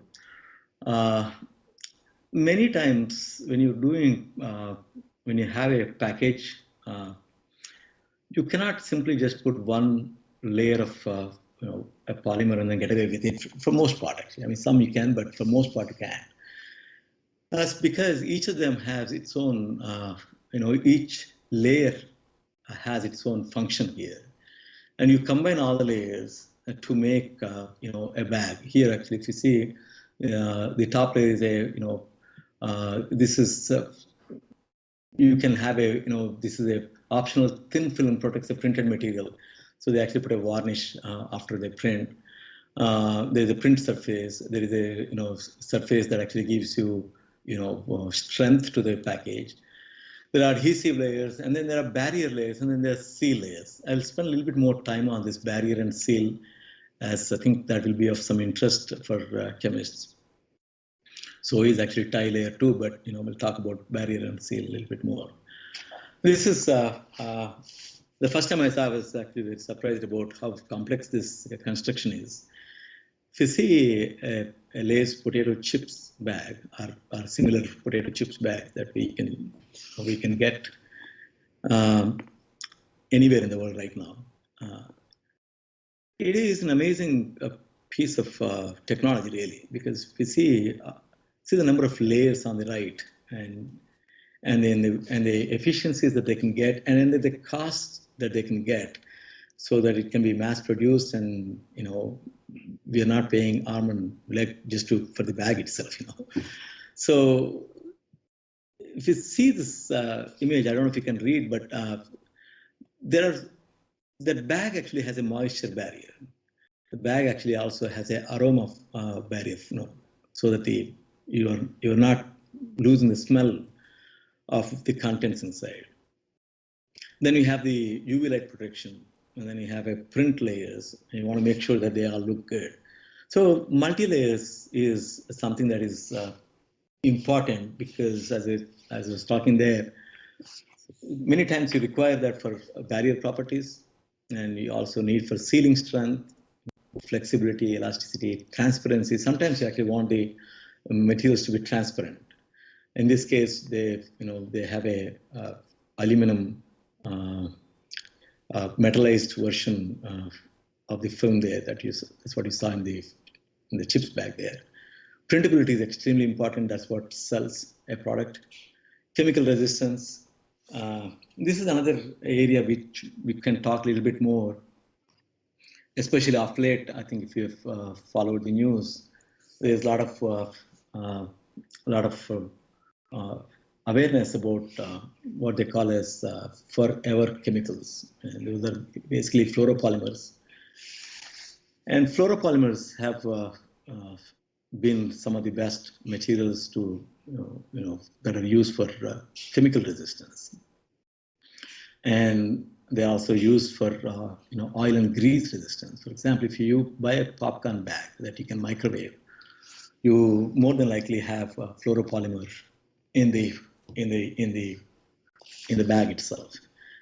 And similarly, if you have a butter stick that you bought, and typically they have fluoropolymers in there. That way, the paper doesn't stick to the butter. So that's a big challenge too. And even now, in fact, that's still a pending challenge for chemists everywhere. And people have been working for the last 30 years, I want to say, to get away from fluoropolymers. And it still fails. You can get some if you don't fold the paper, if you leave the paper packaging flat, you can achieve the resistance. But if you fold the paper, then you start losing the oil and grease resistance, because the materials that are used right now are not as robust, and they only work based off a film formation. So if your film cracks, then your barrier is cracked. Unlike fluoropolymers that actually were able to be put with the matrix of the substrate itself. So even if you folded something, even the fold actually had a resistance. So that is still a pending challenge for researchers everywhere to come up with solutions. And as I said, the other part is cost considerations. You really want to make sure that it is viable commercially. Environmental heat resistance is also very important. Sometimes you actually package something, leave them in the refrigerator, and then you want to take it out and leave them in a microwave or sometimes in an oven, and you want to have the food ready without you ever having to open the package until you are ready to eat. So sometimes the heat resistance also becomes important. So that's why the reason why you would have multiple layers is just to make sure that you can address a lot of these needs. I also want to talk a little bit more about how big of a market this is actually. If you see I think last year it was a $1 trillion market worldwide. And that's for whole packaging, not just for flexibles. But flexible is almost about 19% with just in the US. I think it's similar around. I'm not too sure about that number, but within the US it is at least 19%. So at least $200 billion of packaging, of which, if you see the right chart there, it tells you that there is 33% of it is flexible plastics is what you have in that marketplace. So it's a humongous market actually, and it's growing really, really fast. I was just looking at India too, and India, a lot of flexible packaging goes into food. India, that CAGR, that CAGR, the growth rate there is about 50% for food-related packaging. So it's a really hot area for the industry to provide solutions. And this is another interesting chart. I think many of us are kind of aware, but I think the numbers are just staggering. I don't know if any of you have seen, about a couple of years ago, or maybe three, 4 years ago, there was a news item with a sea turtle that was found with a straw that was stuck in its nose, and it became a big, at least a news item everywhere. But I think it also brought the awareness that the plastic that we are dumping everywhere, lands, oceans, is a humongous problem. And when you see the production of that, in the 1950s, we made 1.5 million metric tons. Now, 2021, we made close to 400 million metric tons. And of which, if you see how much of it actually gets wasted, I think in 2019, I think they had about 460 million metric tons of plastic was, that was 353 million is actually, basically discarded. And plastic has very little, recycling that goes on for a good reason, but very little of the plastic actually gets recycled. So much of plastic actually just ends up in landfills and, in plastic islands on the oceans. So that's a big issue. And if you see what in the earlier slides, what I showed there, the packaging industry actually contributes a lot towards this. In fact, if you see what gets thrown out, it is all those bottle caps, it is bottles, water bottles. I mean, it's all that stuff that we use. So it's a direct relevance for us in terms of finding solutions that are, that can actually address this problem. Is, more statistics here, but I wanted to show that there are various plastics that are used here. Polypropylene, LDPE, actually in this case is LLDPE, HDPE, PVC, polyurethanes, polyethylene terephthalate. So a whole bunch of them, and there are actually others too, polycarbonates, polyamides. There are a whole bunch of other polymers that are quite widely used in packaging industry. And the challenge here is that, if you throw a plastic, article, you can see how long it takes for it to degrade. Typically, at least in our industry, we consider 450 years as the number that we use for plastic to degrade. That's a long time, and at the rate we are dumping plastic, I don't think Earth can actually take that much of waste with that kind of time frame that is needed for degradation. So governments everywhere actually have started addressing this, and I think this actually goes back into what Bhagavan would say. You should ceiling on desires.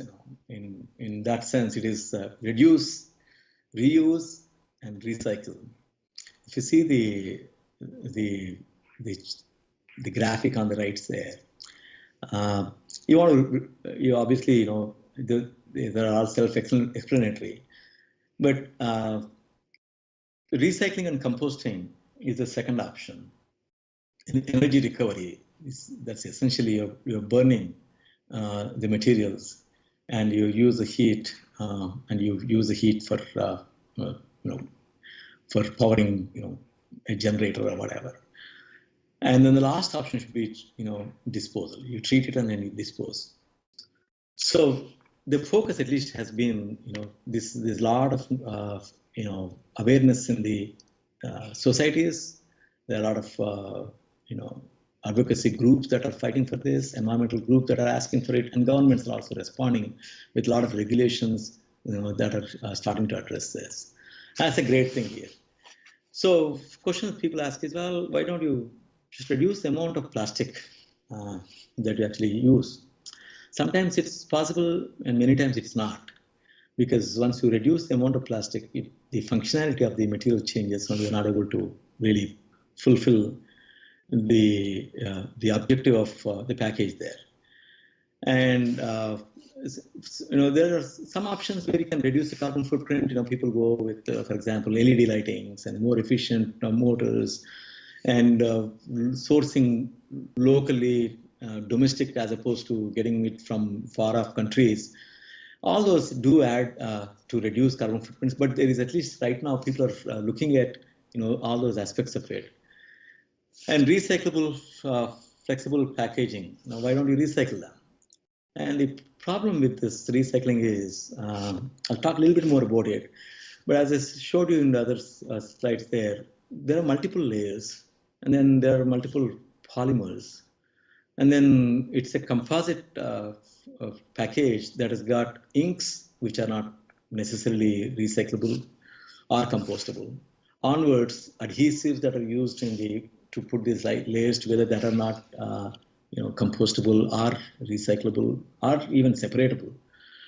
And so this becomes a nightmare for recycling. And that's the reason why plastic doesn't get recycled much at all. Paper gets recycled enormously well.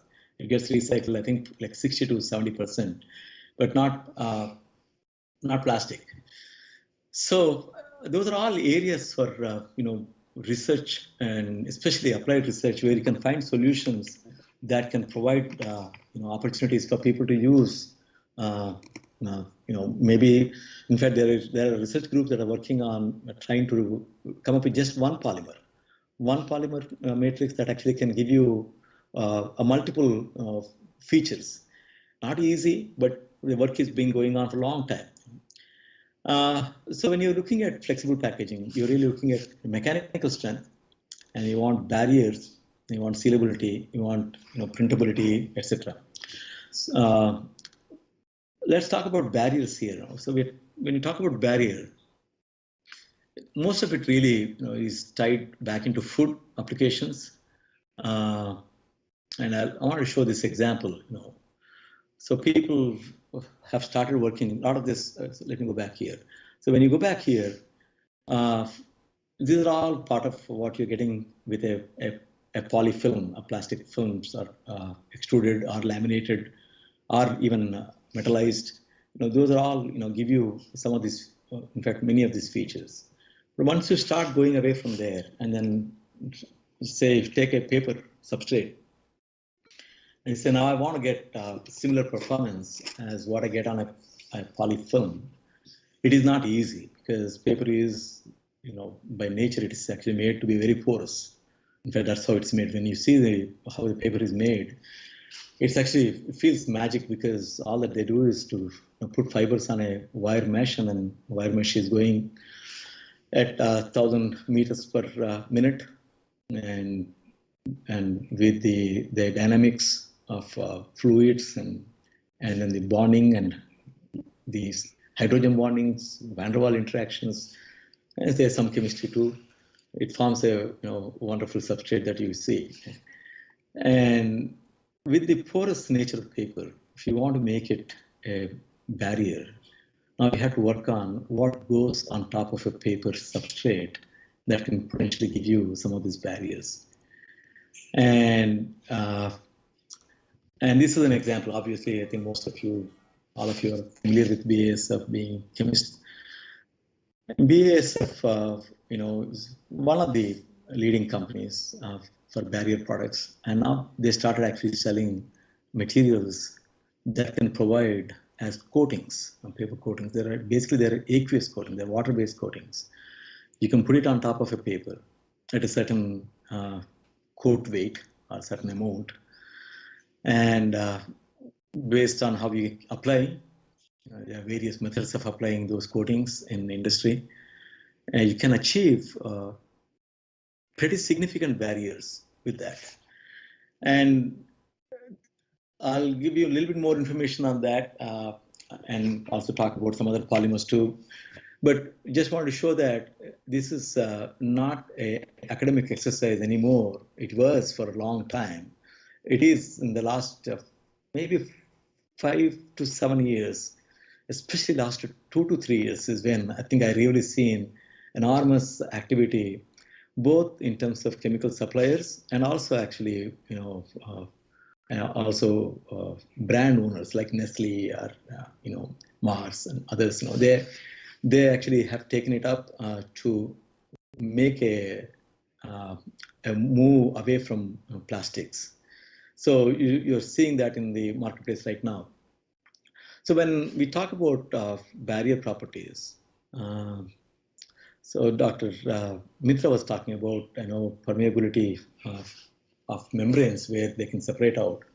Here, you're also looking at permeability, but you're actually wanting to prevent any permeation through the, through the paper substrate there.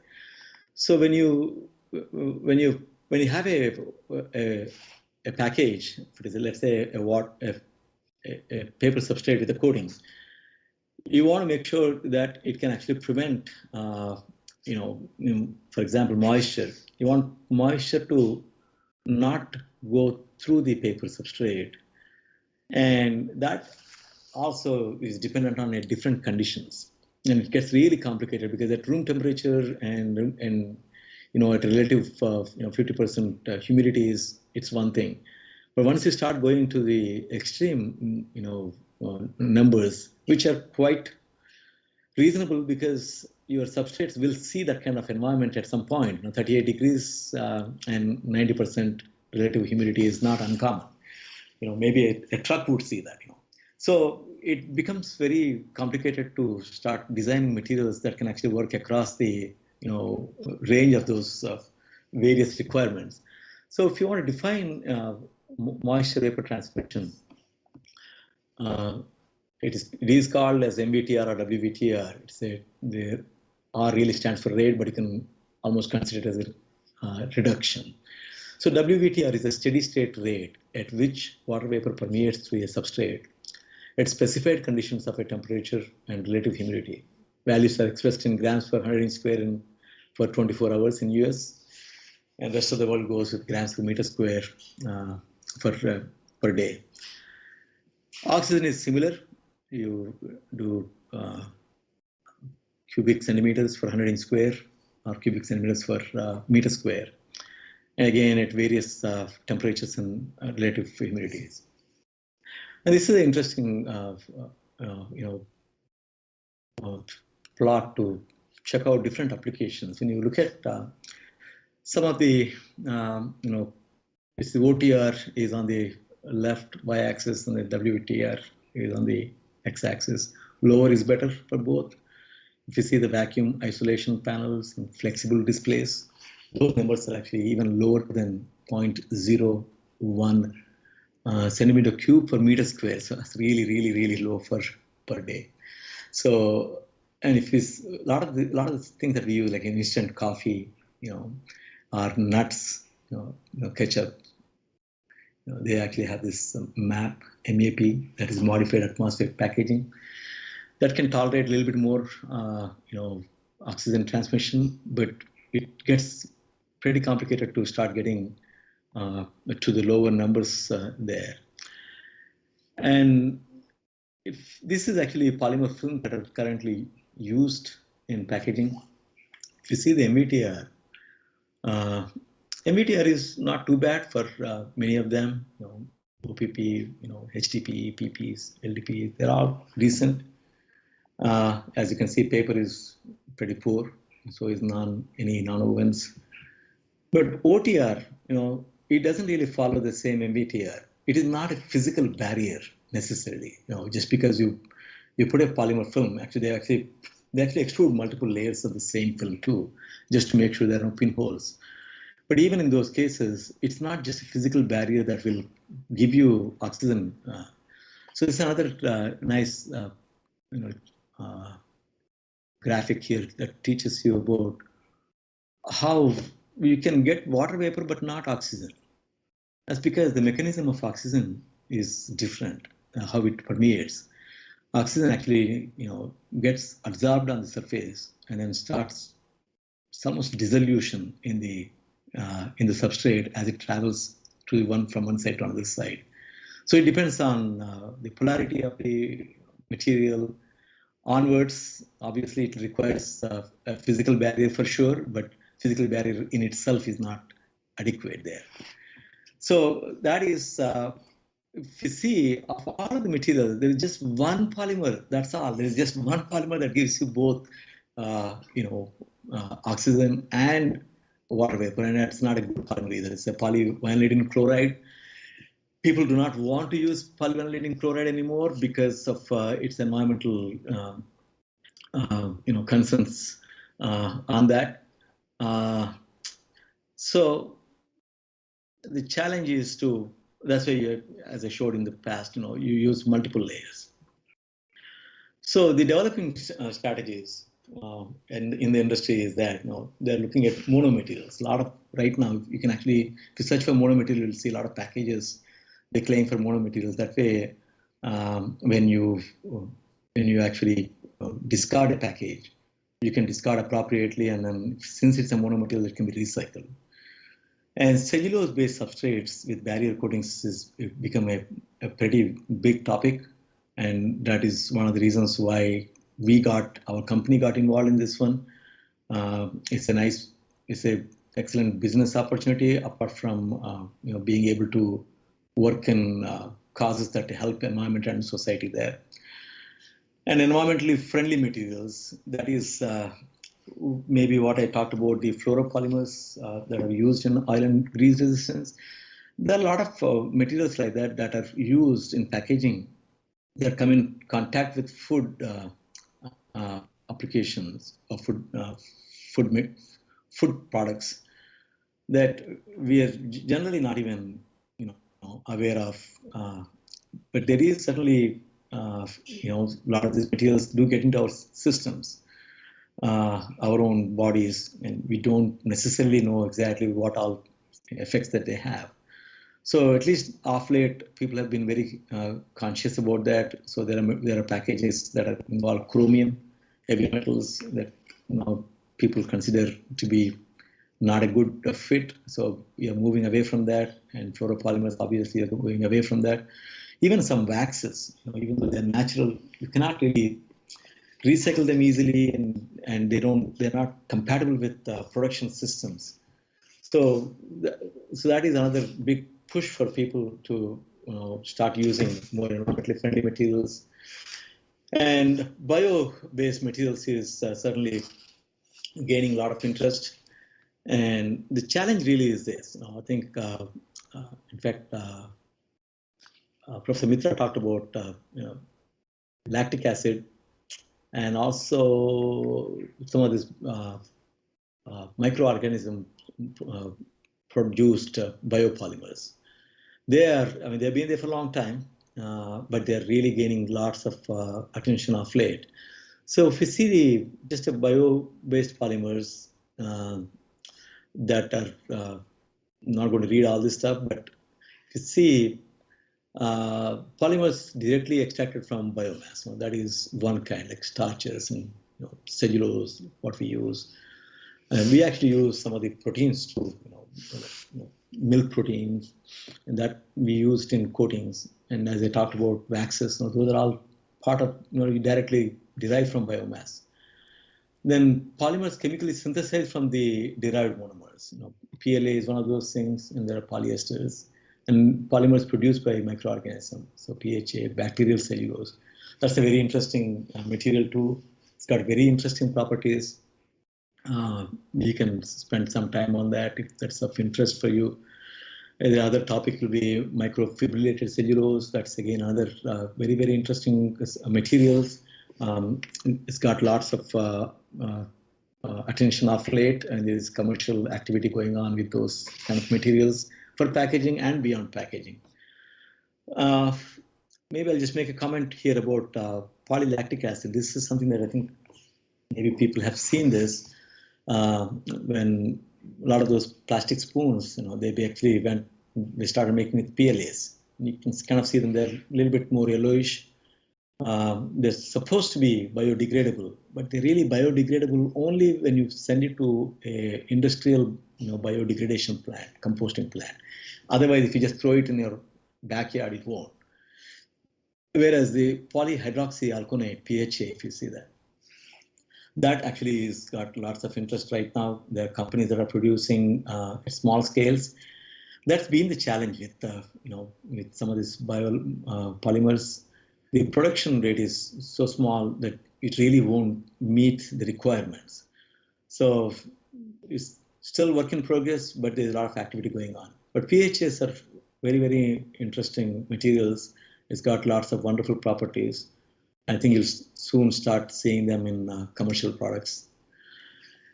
I want to provide some of this, just an overview of materials. A lot of these things we have looked at in our labs.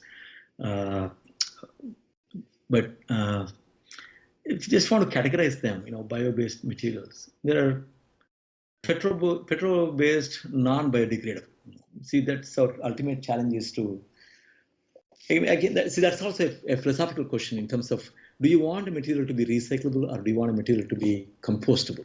If it biodegrades, you basically are losing the value of the raw material, raw material that you got from wherever. You used it once, you made a package once, and if you're not recycling it, and if you're just going to throw it in the backyard, it's just going to get composted, and it's going to give you carbon dioxide, after some point. I think it's about 180 days. 60% it should compost within 180 days for it to be called biodegradable. So if you do that, then you've basically lost the value of the material. So recycling is always a better option than degradation or composting.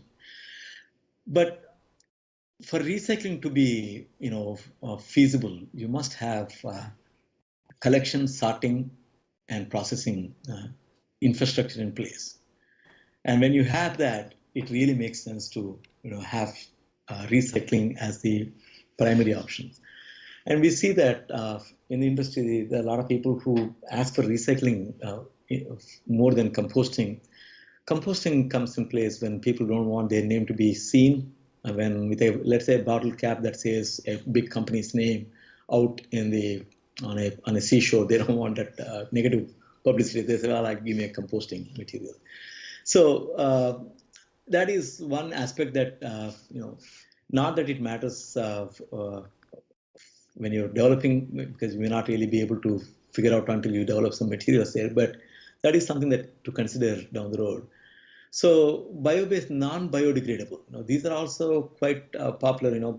People say, well, we made, like from the bioethanol, for example. You can take bioethanol, use that as a feed material, and then make other, polymers, monomers and polymers out of that. And they call it biopolyethylene, biopolyethylene terephtalates, etc. And the problem is they don't have any less of a environmental effect than the petroleum-based ones. After all, once you made the polymer, it's the same as petroleum-based, just that your source has been bio-based. So not necessarily the best, but certainly that is going on there. Then there are some petroleum-based biodegradable materials too, as you can see on the left bottom matrix on the top. And then, and much of the bio-based biodegradable that has got lots of interest there, PLAs, PBS, and PHAs, polyhydroxy alkonates, and starches, cellulose. There are lots of materials there that are very good barriers. They provide good barriers there. I probably should be coming up on my time, am I not?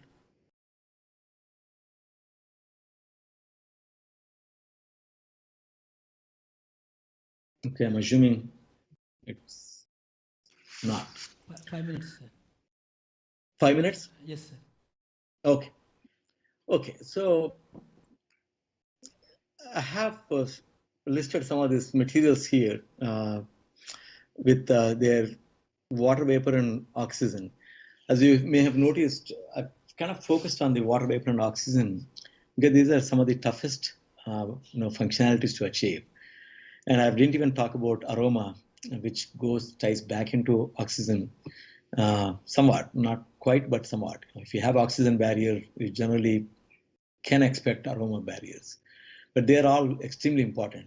If you see, a lot of these numbers here are not really that great, and they're all bio-based materials, and that has been the challenge. I mean, some of them are okay. If you see, 0.4, those numbers are good, but most of them are not good.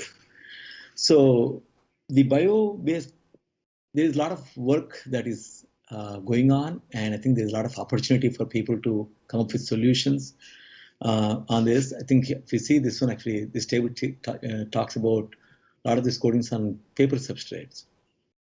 And also talk about how they applied. So, and coat weight is how much coating you are putting on top of a paper there. So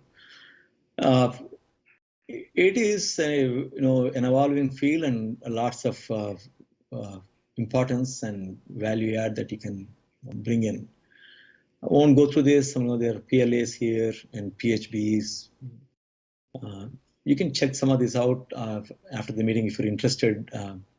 And I think you'll find it pretty eye-opening in terms of the work that's going on.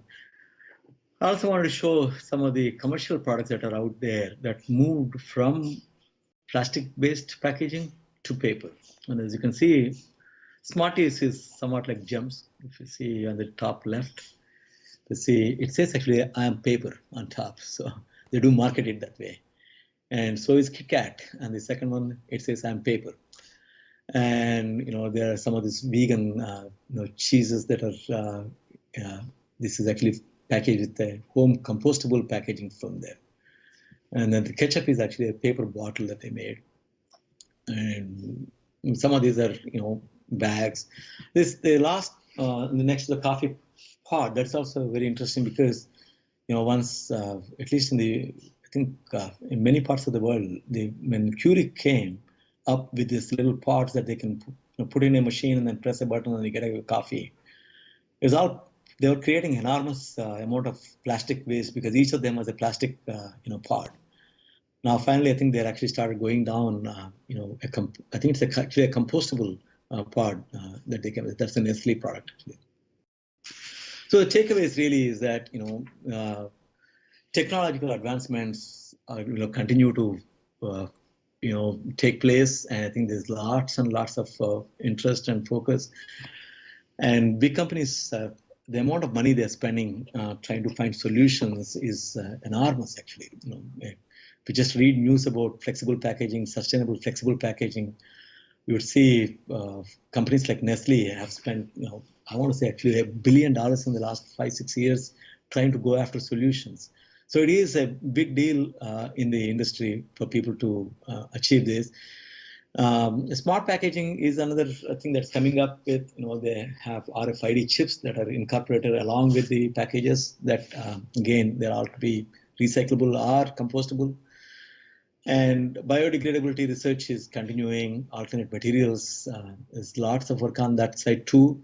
There is also one other thing that you should consider is putting together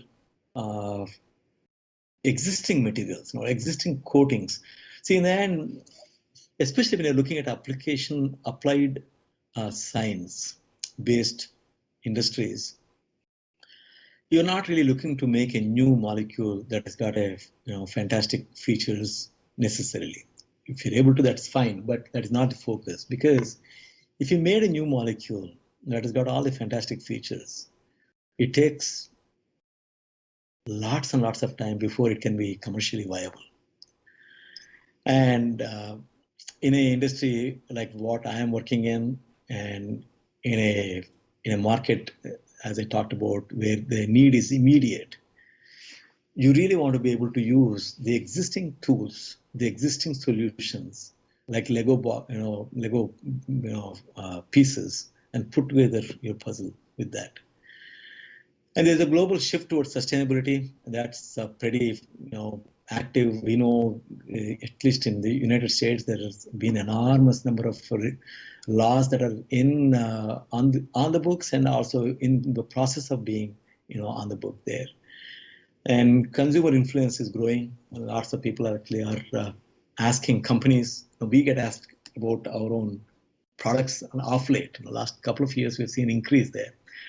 Policy and regulation changes is a big deal. There's a need for getting a consistency across the Europe, Asia, and US, but it's all going on right now.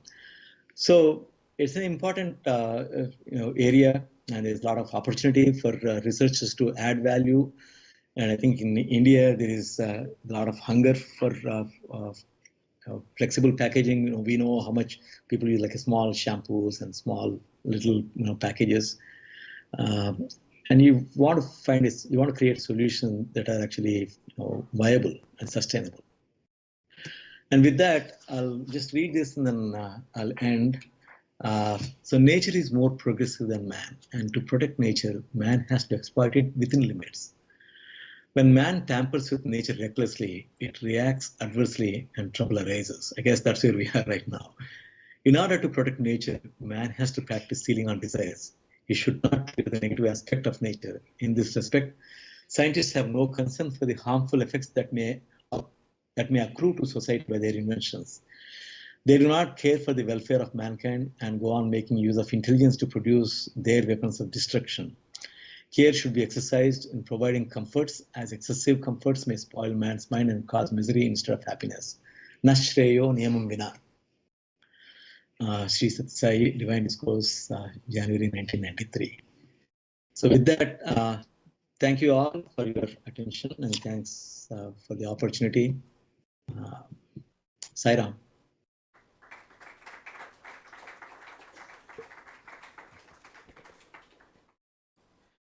Thank you very much, Dr. Mudigonda, for the talk, providing an overview about the chemical and commercial perspectives in sustainable flexible packaging industry. Now the forum is open for any questions from the audience.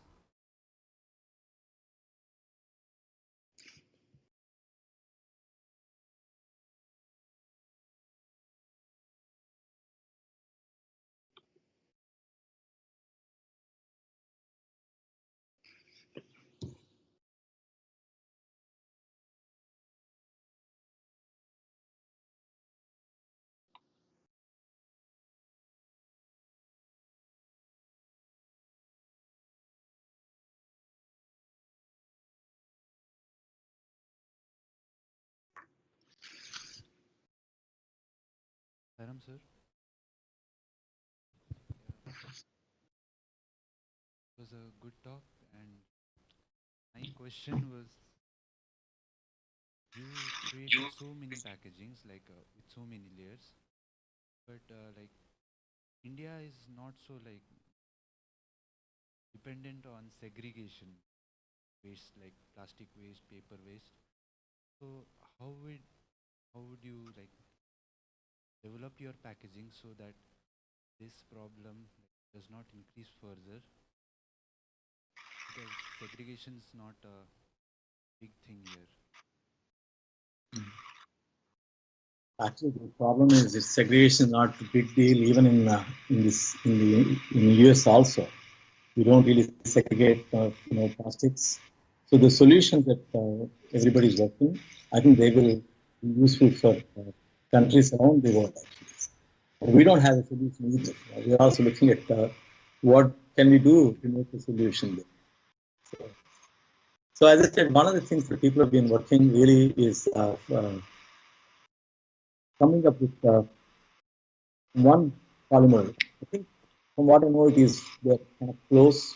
See that just one material that can give you, both strength and barrier properties. Then start really some of these problems. And then there's lots of components to this. You need to really start using inks that are compostable, inks that are recyclable. So it is a holistic approach. And unless everybody signs on to that, it's very hard to, achieve. We have to address the issue that you raised.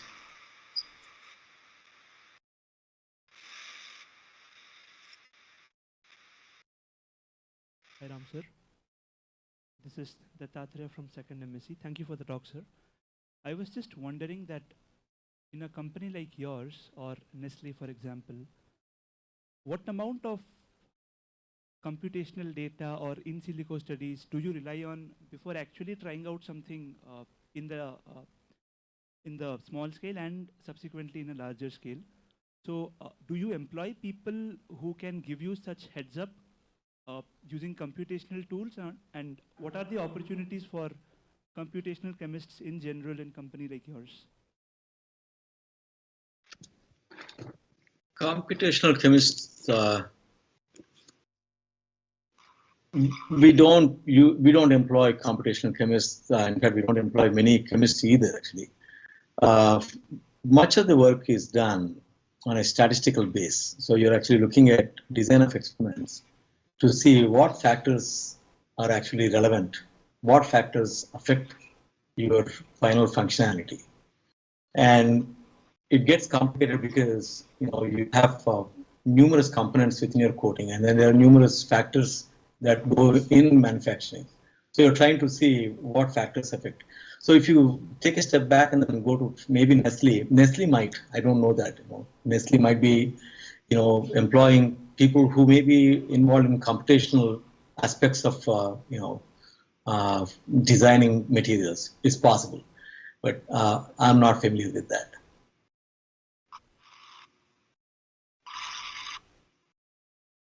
Hi Ram sir. Sir, we saw about the flexible packing. We saw that it consumes less amount of plastic in terms of weight. But even though flexible packages we will use and throw, but if it is rigid packing, we can reuse as well. But this flexible packing we can reuse for any household works or something. So how we can see about this? No, you're right. See, that is true. So if you're able to, in fact, if you saw one of the slides I had, you know, the objective is reuse. Reuse is always say, in fact, they actually say refuse. So they say refuse to first, buy packaging. But so in the past, for example, when we used to get milk in the past, a guy gave you milk right in front of your home. You didn't have any packaging, and you put in a steel vessel and you're done with it. The question is, rigid packaging is very heavy. So what you might achieve by multiple times, unless you're going to do that, you're not going to really gain it. You know what I'm saying? Like, not everybody will use it. So unless people will use it for multiple times, which they do, for example, a coffee cup, you will use it multiple times. But if you get a package, let's say coffee powder in a very rigid bag, I don't know how many times you'll go back and then get that filled. People got used to just going and picking up a bag or buying a bag of Amazon and then getting it delivered at home. So some companies have tried this where you drop off the package back at the store, then they refill it and then send it back to you. Not been great success as yet. Good thought, but I don't know if it is practical enough. Hiram sir, Abhiram from Vrindavan campus. So as you said that you work in a paper-based industry. So my question is, while recycling paper, we remove the ink. And as we know that they usually bleach the paper to remove the ink. What happens to the waste that comes from that bleaching?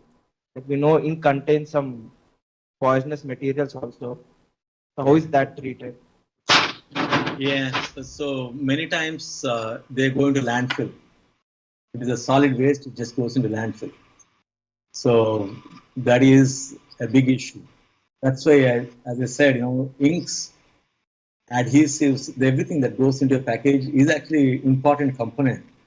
And now everybody is paying attention to that because of the same reasons what you're saying. So they're not necessarily benign materials. They're toxic. Yeah, it goes into waste. Okay. If we don't have any more questions, okay, I guess like Professor Gopichandran wants to ask a question. Durjati Sairam. Sairam, sir. How are you, sir? Thank you. When you spoke so eloquently about plastic, are you aware of an upcoming international legally binding instrument dealing with plastics? And in that document, packaging appears in 6 pages, looking at materials and alternatives. So very soon, the entire packaging sector will be brought within the folds of this convention. It is as recent as 13 to 19 November 20. That's awesome. That's wonderful to hear. It is in fact in the, it's called the zero draft at the moment. Zero draft of international legally binding instrument. Please look it up. So, yep, I will. Yeah, along with an interesting publication again of the UNEP, which gives a framework. There is a periodic table. Can you imagine a periodic table of green pathways? A periodic table of green pathways. I'll be referring to it this afternoon, where we speak about the convergence of bilateral and bilateral instruments as we move away from this challenge. So please look this up. That will be useful for it's Thank you, the sir. zero That's draft good. as I said. I sure will. Yeah. Thank you, sir. November 23. Okay. Once again, I thank Dr. Mudigonda for his enlightening talk. So I can just sum it up in one sentence. Convenient consumerism comes at a collateral damage. That's Mother Nature. So with these few words, we'll move on to the next speaker. That is the final speaker for this morning session. So now I request Dr. Shantanu Roy, Associate Head, Department of Chemistry, Prashant Nilayam Campus, to come over and introduce the next speaker.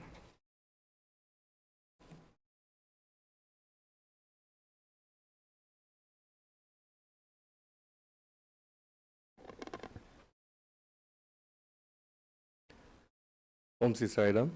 I offer my humble pranam at Swami's feet. So it was a very nice talk by Dr. Mudigonda. It's my privilege to introduce our next speaker, Dr. Giridhar Guruswamy. He is currently serving as the Director of Strategic Sourcing at Steris based in Ohio, USA.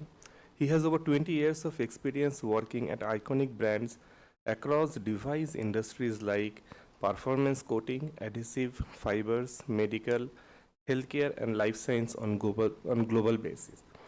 He is an alumnus of Sri Sathya Sai Institute of Higher Learning, Prashanti Nilayam, and additionally studied at ICT Mumbai. He also completed his further study as Macquarie University, Sydney, and an executive leadership in sustainability from Harvard University, Boston. He has held key leadership roles for Fortune 500 companies like Ecolab, Avery Dennison, Sherwin-Williams, and Steris. Dr. Giri has had the opportunity to deliver breakthrough results to sustainability goals of organization in terms of delivering new products, engaging and developing the ecosystem approach to sustainability, and has leveraged his expertise both from a business perspective as well as the ability to collaborate with key stakeholders and drive complex projects. He is eager to share his perspective on the key challenges for sustainability in the global chemical industries based on his own perspective and understanding. Over to Dr. Giridhar. Silence, sir. Right, I hope everyone can hear me. Yes, Is sir. it clear? Yes, sir. Perfect. Sairam, I wanted to share some fun fact. Durjati and myself, we are classmates. Saram, sir. And we're from the same batch. So it was interesting to see that both of us are here today. And we see all our teachers there. It's really a great opportunity given by Bhagwan. So we are thankful for this opportunity. And I was there in the institute in August for Milan for the MBA meet. And I was just thinking how we could help the institute from our own small way. And I think this is a brilliant opportunity to share what we have learned so far in the industry and what we know are things that will be of help. So I want to start with a simple thing. As a chemical industry is just it is also the solution. I don't understand how this dilemma that we are facing can be changed into decision making, and how we all play a very big role in this journey, and to overcome this huge challenges in sustainability. After hearing the previous speakers, right, it's very clear the industry, the chemistry itself is going to provide you a lot of solution, and the challenges we face as a day-to-day customer or as a researcher or as a industry practitioner, all this is surmountable. So I wanted to start with the idea of what is the basis of this from a point of view of two people, I mean, not person, but two perspectives. One is about chemistry, which is a study of matter, according to Professor Chandra Rai, and everybody knows how this is the first India's father of chemistry, I would call it, and our own Bhagwan, who is behind the atoms and behind all the things that we cannot even see, from our eyes, with our eyes. So, and Swami once was talking to students and then asking what is chemistry. And one professor replied, the study of atoms, and some said, correct, anupadartham. And then he was saying a photograph in his hand, this is anupadartham. He says how by combination it is now ganapadartham. So in chemistry, all chemicals are joined like this. And what Swami was saying is everything around us is chemistry, is the basis of all the creation. And I have put a paragraph of what one of our founding professors in our Prashantilam campus has mentioned about Swami. He worked with one of the Nobel laureates, and he has come from the lineage. And I think you can all guess it's Professor N.R. Krishnaswamy. And I just wanted to put his own paragraph. He says Swami delineated effectively the essence, rasa of chemistry, and brought about the connection between molecules and life. And what Swami has said has placed the focus firmly and directly on the most fundamental and important application of chemistry, namely understanding of the rationale of life. So this really sums up what a beautiful and powerful subject we're dealing with. And everyone should be encouraged to learn this chemistry just because it is the basis. And um, what Swami is saying is also in a way from what Professor N.R. Krishnaswamy understands, without wisdom, we will not be able to create value. And there's a difference between information and wisdom. And Swami is talking of wisdom, prajnana. And that's what we are trying to do by understanding what the challenges are today. And please stop me when things don't become very clear. I'm just going to take you through my journey in life. I had the privilege to study chemistry in Prashantilam campus. All my teachers are in front of me, so I really humbly salute them and Bhagwan for this opportunity to learn chemistry, because everything around us revolves around chemistry. And I started from an industry which was fibers, and then I moved into materials, specialty materials. Then I moved into like what just now Brother Dujati was talking, is packaging, adhesives, and then into coatings and paints, and then into, now I'm in healthcare and life sciences. And I've understood that across all these sectors and across all our day-to-day life, we can see chemistry that's talking to us in different forms, either as products or solutions or services. And without this, we cannot survive. What I wanted to share was there are multiple challenges that this industry faces today, and I tried to summarize it into few of them. And I wanted to make this interactive, so please, after we finish this, please we can discuss more in detail to understand how we can all come together. It is a meeting of the minds and creating solutions between our institute, industry, and also thought leaders and subject matter experts.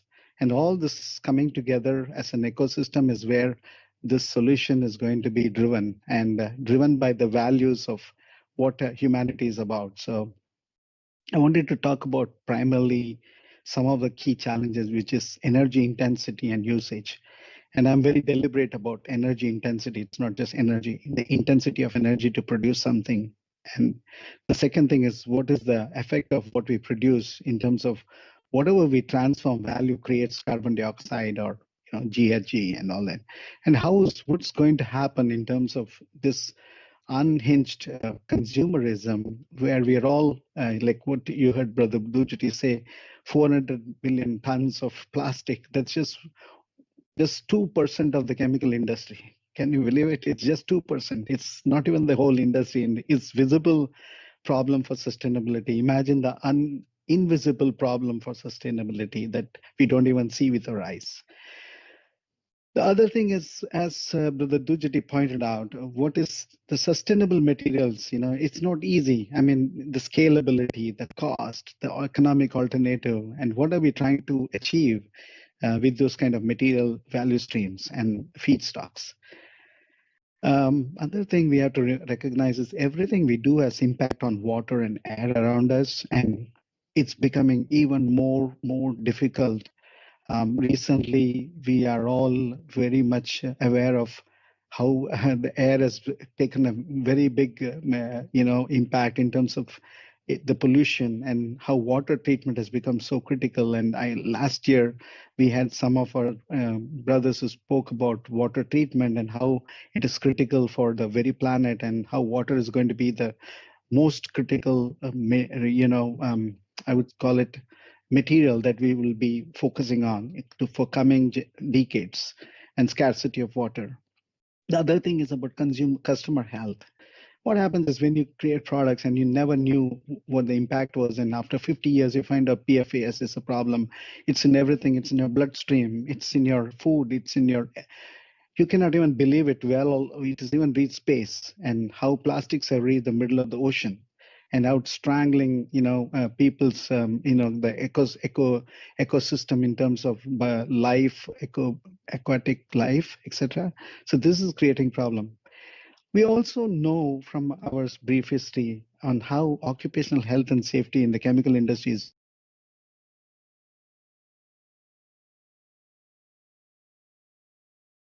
very an example where we know about disaster. There's so many of them. There has been recently every month in the news here of one or two, major accidents in the chemical industry, which has caused a lot of problems, and also transportation of chemicals, storing of chemicals, usage of chemicals is also having a toll on the occupational health of mankind. Above all, as we look at this globally, the human rights is becoming bigger problem. So it's not just impacting environment and economics, it's also impacting human rights in terms of where what is being used. India is emerging as a very, very big player in this global chemical industry, and it will be. So one of the things we'll have to know is India also plays a very critical role in the pharmaceutical industry. The pharmaceutical industry itself is $1.5 trillion industry. And India is going to be like 25% of that very soon. And the role of it plays in the pharmaceutical industry is so critical. And you'll have to also know that all those FDA approved plants that India has, there is a lot of quality issues that people are talking about, and that is putting a lens on the human rights issues that we are facing in countries, not only just India. But I wanted to share with all our faculty and our students that I'm going to be comparing three major economies, Germany, US, and India, and how it is important to learn from each other and not repeat the mistakes that other economies made, and why it is important for us to learn about this industry. And even if you don't use chemistry in your day-to-day, you don't do research in it, or you don't work in the chemical industry, knowing the chemical industry and how you can help to change sustainability through the chemical industry is what we are trying to do today. This is very thought-provoking. I never knew till this opportunity was given to me how critical role the chemical industry plays. It's both the engine and the guard of our economy. So when you say engine and the guard, the train cannot leave without the engine and the guard. It needs both the engine and the guard. So the chemical industry is one of that kind of industry where it has also the solution and the problem, and it's also the opportunity to solve the problems of other industries. So chemicals is around 4.7 trillion. Like just now we heard a little bit about packaging, flexible packaging. There's so many different values chains or value systems that you can talk about from the chemical industry, from construction, even now to EV, batteries, electronic vehicles and all that. So this is becoming so critical. I never knew. I was sitting across with one of our suppliers today, one of the world's biggest producer of peroxide, which is used even into the uranium industry. And I was talking to them, and they said, look, it is changing so rapidly that the peroxide that you thought that you could use it for your industry is going to be diverted to the electronic EV industry, vehicle industry. And it was very surprising to understand that this shift is happening so fast. So these are things the EV industry is giving you sustainability, and our industry is in the healthcare. But what is happening is, because we want to play the role of sustainability in the world by reducing the carbon emission, everything, the product that we were trying to use is being diverted to this industry. And because the solution, the problem they are solving is more contributing as a net positive to the economy versus a healthcare.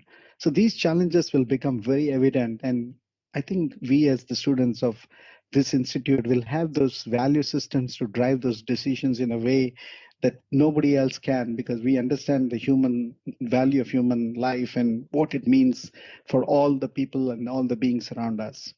So it is also the biggest user, contributor, facilitator to reach net zero scenario by 2050, and the accelerated approach now to reach net zero carbon, or that's the goal of what the whole UN and everyone is working towards.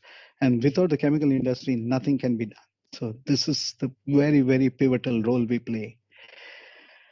I also want to know us to know that while reducing the carbon footprint and the greenhouse gases, we also need to understand that we will be using energy, which is also the major source of this GHG and carbon emissions. So, what does chemical industry do? Just imagine that just in the US is 37% of the consumption of energy. It is 37% energy, and not counting the petrochemical, right? If you use 22% and you add 37, it's almost like 50% above is what is a consumption of the manufacturing energy used in a country like US, which is huge. So this will give you a size of the problem in front of us. And what we do is we try to produce chemicals, and we try to use petrochemicals to produce all those fun products that we need in a day-to-day life, including flexible packaging. And what happens is we use this energy, we create the greenhouse gas. So whatever we are trying to use is also creating the side effect of the greenhouse gases. I wanted to just take a pause. Is it clear so far? Is this audible, and is it all making sense? Just like a one quick feedback to say, okay.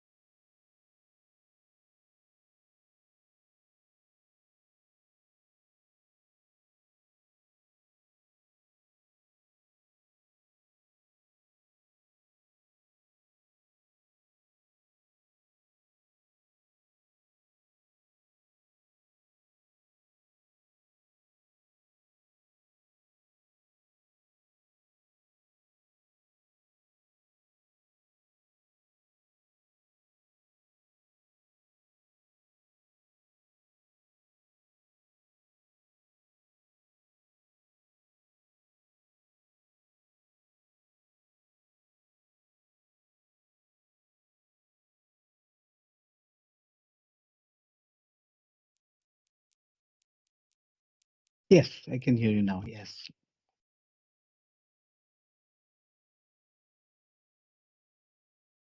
Okay. And okay, please, yeah. And stop me if you need anything. Okay. So I didn't want to keep it. I mean, like anybody has a question, I don't want to, I can help to create that understanding, right? So as we talk, that energy intensity, right? What is it? The energy used, consumed actually per unit of output, right?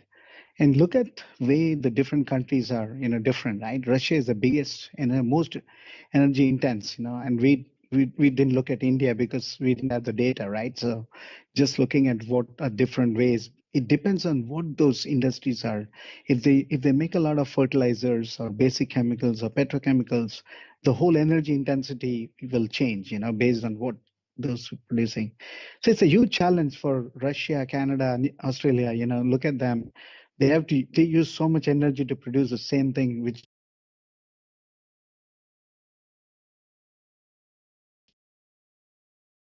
is it just looking at just now we heard Brother Dojati, right? He was talking about how do you look at sustainability from various aspects.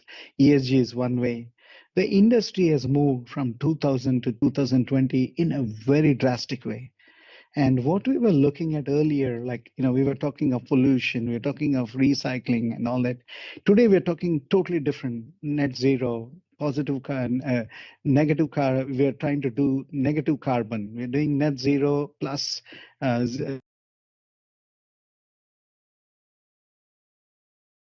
industry. All those metrics, those indicators, the dimensions of sustainability have changed drastically. And just now, Brother Gopichandran mentioned, right? This is already within November, within 3 days, we already have more very definitive action coming, decision making happening. So from assessment to decision making, we have taken 2 decades. But in the next decade, decision and assessment will happen together, and these indicators will be measured more closely, and what companies, individuals will all become very accountable to this huge issue in front of us, which is staring in our face, right? And when we look ourselves in the mirror, are we the consumer? And we are not the contributor, we are the consumer. So how can we change from a consumer to become a contributor? And this is the whole story of sustainability, where we take less and give more. And that's what our Bhagwan has been telling us all the time. So I want to talk about energy challenge itself. So clean energy is great. It's as a concept, it is fantastic. But what is happening it is having extreme, pressure, like from inflation, the supply chain bottleneck, the borrowing costs, interest rates are so high. Can really countries or really do what they were supposed to do? Can they go into alternative? Why is there so much focus back on nuclear energy? Because that was the only way we could produce so much energy for the masses at the lower cost. And countries like India, which depend on oil, right, for all the energy requirement, and you cannot keep using coals, which is low emission. And this challenging mix of what is options we have in front of us is what we are going to be facing even more challenging in the next 10 years, 15 years, until 2050. And that's what we'll know what is going to drive that the zero emission. So apart from the extreme volatility, it's also price sensitive chemicals. If suppose tomorrow what you are buying, the sulfuric acid or whatever the basic chemical we were buying, it became 3 times its cost. You'll not be able to afford it. All the cost of living will go up. Housing will become expensive. Eating is going to be expensive. Even every activity of human will become more expensive, and the equity of divide between people who can afford and cannot afford will become really unimaginable. So it's important to understand why it is important to understand sustainability, just not from an environmental aspect, but also from an aspect of keeping it in a way that it does not borrow from future to pay for the present. And the future is also the life of everyone around us and all the coming generation. If we make housing unaffordable for the next generation, how is it sustainable, right? And that's one of the aspects we should keep in mind as we talk about sustainability. It is being extremely conscious about everything around you, all beings around you, and thinking about how your actions and your thoughts and what you do impacts everyone around you. This is the most spiritual journey, if anyone wants to say, and chemistry is the one science that is Vidya that can help us to reach there. So I want to talk about the sources of energy, and unfortunately, we are still a lot coal-based and natural gas-based. It's all fossil-based, and we are coming to use other forms of energy. Is still there, but it is going to take a lot more to convert to other forms of energy to drive that carbon carbon footprint down and towards lower emission. And we want to talk about carbon capture and taking out carbon and converting to something else. But the pace at which it's needed is just going to keep on increasing as we push the problem and not resolve it immediately. So if you don't do much today, you'll have to do more tomorrow. It's like karma. It's the same concept. Now, this is the world GHG emissions, and chemical industry and petrochemical is just sitting there 21%. Why don't we look at mining? Why don't we look at iron and steel? All of them are chemical in a way. So anything that's energy intensive and GHG emission intensive is what we are looking at. And some of the things we are trying to do is trying to find what sources of energy are not conventional, where we can rely upon biomechanism to generate that energy, and processes that can innovate, that will use less energy, or processes that can capture that carbon. So that way we are streamlining the carbon footprint of the entire planet. So this is a food for thought slide. It's not more to talk about, what is this about? It's more about, hey, it's really this intense. How are we as students, right, of Swami, how are we going to look at this and resolve the problem? Anywhere you contribute towards this, it is a great service to humanity, great service to the planet, great service to all the human beings and other, living beings around us. So whatever your thoughts are, and how you work with other people is the service to mankind. So I would say that. I wanted to talk a little bit about some of the emission factors and the production of commodity chemicals. When you say chemicals, right, you can always look at chemicals as commodity, specialty, and functional or whatever, right? And some of the things without that, like, we cannot survive today. These are things which we take for granted. We cannot live without them. All these chemicals in one way, shape, or form or functionality is there in our life. Can we move away from them? Impossible. Look at how each of them contribute towards the GHG, the greenhouse gas. It's so staggering, and there is some good and bad. I mean, now sulfuric acid can be produced in a very in less intense, less carbon intense way or energy intense way. Urea has become carbon negative. This is a very good example. But is everything going to be carbon negative? No.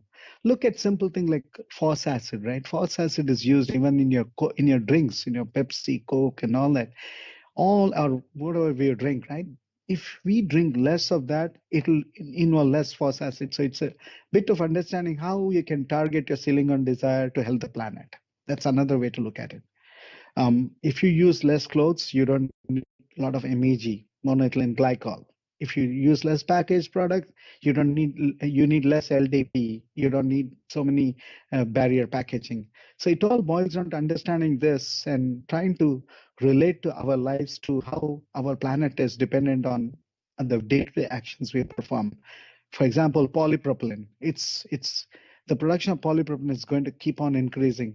There's going to be very little recycled on polypropylene compared to polyester. And is polypropylene causing issues? Yes, it is.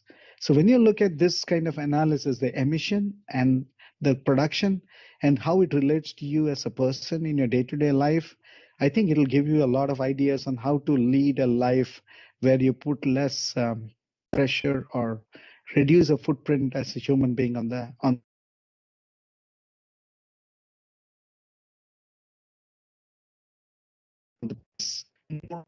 and understanding if you want to know how to live and contribute positively to the planet. I want to talk about some of the examples and why it is a good and a bad thing. This is at a macro level. It's not at a micro level. We need to really understand that carbon capture is not easy technology. CCU is a technology which is very primitive. It is just beginning to be understood, and it's not easy to implement. Some of the processes that we have to reduce the emissions by 77% compared to what we are doing today based on fossil fuel. Is it going to happen? This is the breakthrough.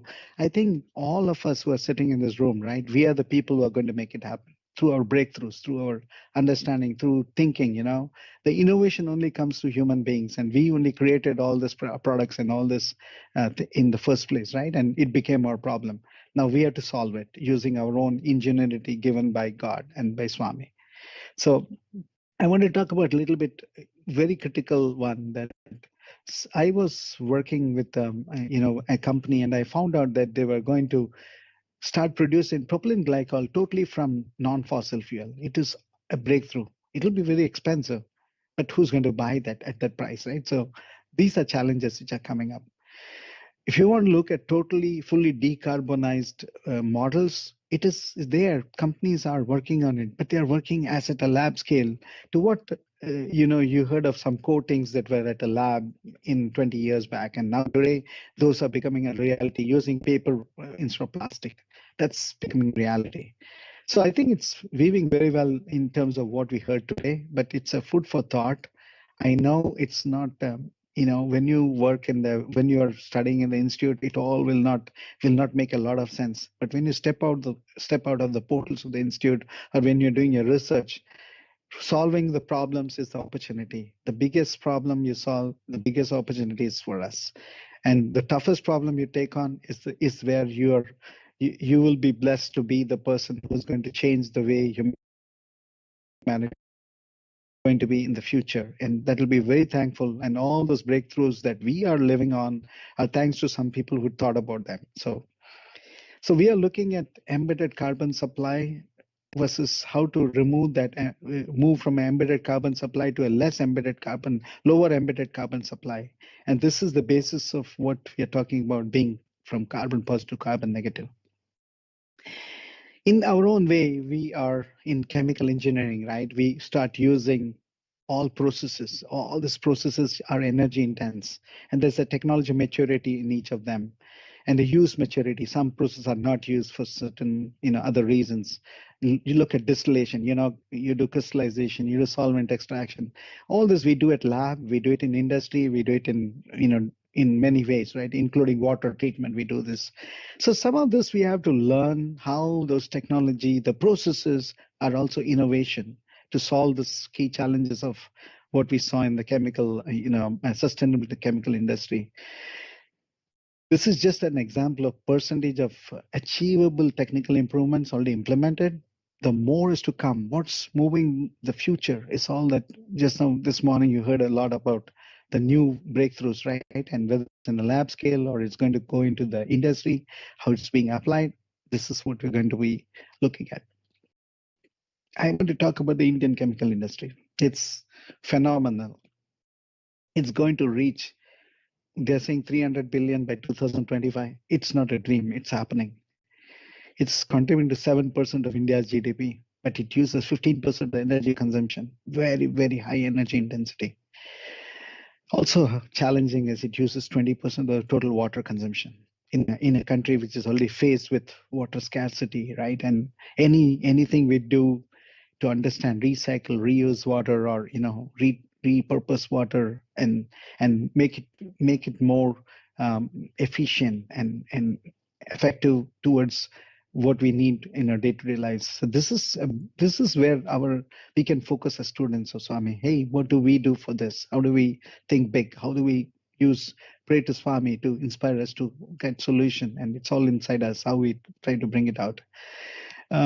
It also produces a lot of hazardous waste, and just we are talking like what happens to ink, right?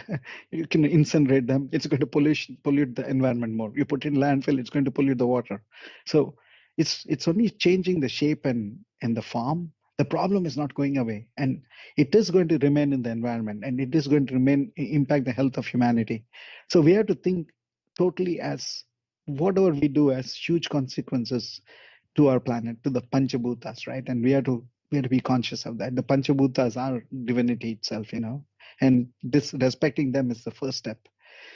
The working conditions. One of the things this chemical industry is very notorious is even in the US or anywhere. I mean, people know nobody wants to work in chemical industry. They would want to go and work in an Amazon, in a warehouse, versus going and work in chemical industry just because of the working conditions. It's, the pressure, the heat, all that. Can we as students look at how to improve processes where the conditions become better? How do we do this in a positive way? So some food for thought here. Now, I wanted to talk a little bit about India's chemical industry and how important it is for us. It is going to be such a driver of the entire global chemical market. It's going in the direction. We are not even talking pharmaceutical, which is so big, 1.5 trillion, and India will be like 300 billion, 400 billion out of that. What we can do is use chemistry, start looking at opportunities where we can all apply it and become more experts in the field and play a role in that. So when you look at specialty, inorganic, petchem, we talk petrochemical or fertilizers or others, each of them is growing at a different rate. I think you could look at which industry is more appealing from your personal point of view and become expert in that opinion or problem solver in that particular segment. We have plethora of choices in India. This is going to come, and we should not be shying away from, studying chemicals and tell everybody here is the institute that can really help you, and come and learn chemistry as a means to helping and serving humanity. When I talk to my company in life science growth, they talk of cell gene therapy, they talk of biosimilars, biopharma. That industry is just going through a very big transformation. People are talking of using the people having diabetes, those same drugs to reduce weight, and all this is becoming so common. The same drug is being repurposed, and people are using this now. It's becoming a huge, problem, because it's going to be a recurring revenue for this Novo Nordisk and all these companies, Eli Lilly. But what happen is, if the person stops taking those drugs, they're going to gain back the weight. So it's not sustainable. And imagine the way it's being done. So our students, we can play a role in looking at it. Is this the right way? Are you giving a solution, or are you giving a bigger problem? So this is the dilemma converted into decisions that we can play a role in, and we can see 3 to 4 times growth between now and 2040. So 4 times growth will come with huge problems, huge opportunities to resolve them. And this is where we'll become very, very instrumental, as Swami put it, to serve humanity. I will talk a little bit about the German chemical industry. It's currently in a very bad shape because the demand is very low, and a lot of companies are declaring huge losses because of the energy crisis. Their cost of energy is so high, and they are like unable, and they don't want to go back to sources of energy that will increase the emission. BASF just yesterday shared with me that $12 billion of their revenue came from R&D on sustainable products. And that's like, the Germans are so committed. They're not going to change the game just because they're not making money to go back to doing something which is cheaper and, spoil the whole, planet in terms of emission. I think there's so much commitment from the German chemical industry. It's a very, very good example for all of us, even for India, how to look at this not as a short term, not to look at it as driven by, month or by year. This is a long term thing. The industry reduces greenhouse gas emission by 34% compared to 1990, and they're going to be increasing production.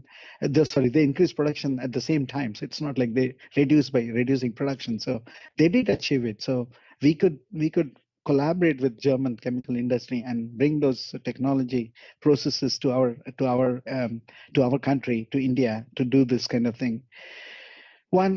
One key factor, 2050, while the world is talking, Germany has already done 90% reduction of greenhouse gas emissions. It's got a very good roadmap, and it's going to become climate neutral by 2070. It is doing at the cost of a lot of taxing the Germans itself. People are not happy. It's also reducing consumption because now the Germans are becoming so conscious. They have a very clear segregation policy of their waste. They cannot throw more waste. If they put even more food waste, it's becoming a problem. So they're living a more conscious life compared to the rest of the world. I think I'm not only saying only they are the only ones, that others also trying to do, but it's an example for all of us. And what is driving all this craziness is in Germany is also the energy cost.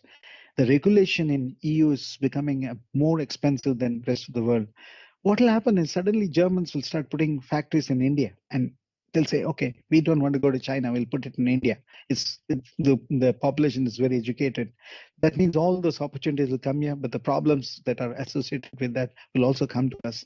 So we'll have to think about how to meet them. And they are not problems in a way, they're opportunities. How can we do it well? So just food for thought. By the way, I just spoke to 3 of my colleagues. I work in a healthcare and life science company. We are already more sustainable than any other industry when it comes to use of chemicals. We use enzymatic processes. We don't use all these harsh chemicals. We use certain chemistry that is 25 times more powerful than the conventional chemistry in hospitals, in OR, GI, in dental, or whatever you call it, endoscopy and all that. So I understand chemistry, and when I look at that, our customers want to reward us only when we have a very sustainable product. So we are talking of total shareholder return. This is driven by what is happening in the market. The green leaders are getting more return. They're getting more recognized for doing the right thing. And when we looked at this green chemistry, it has multiple dimensions. There's waste prevention.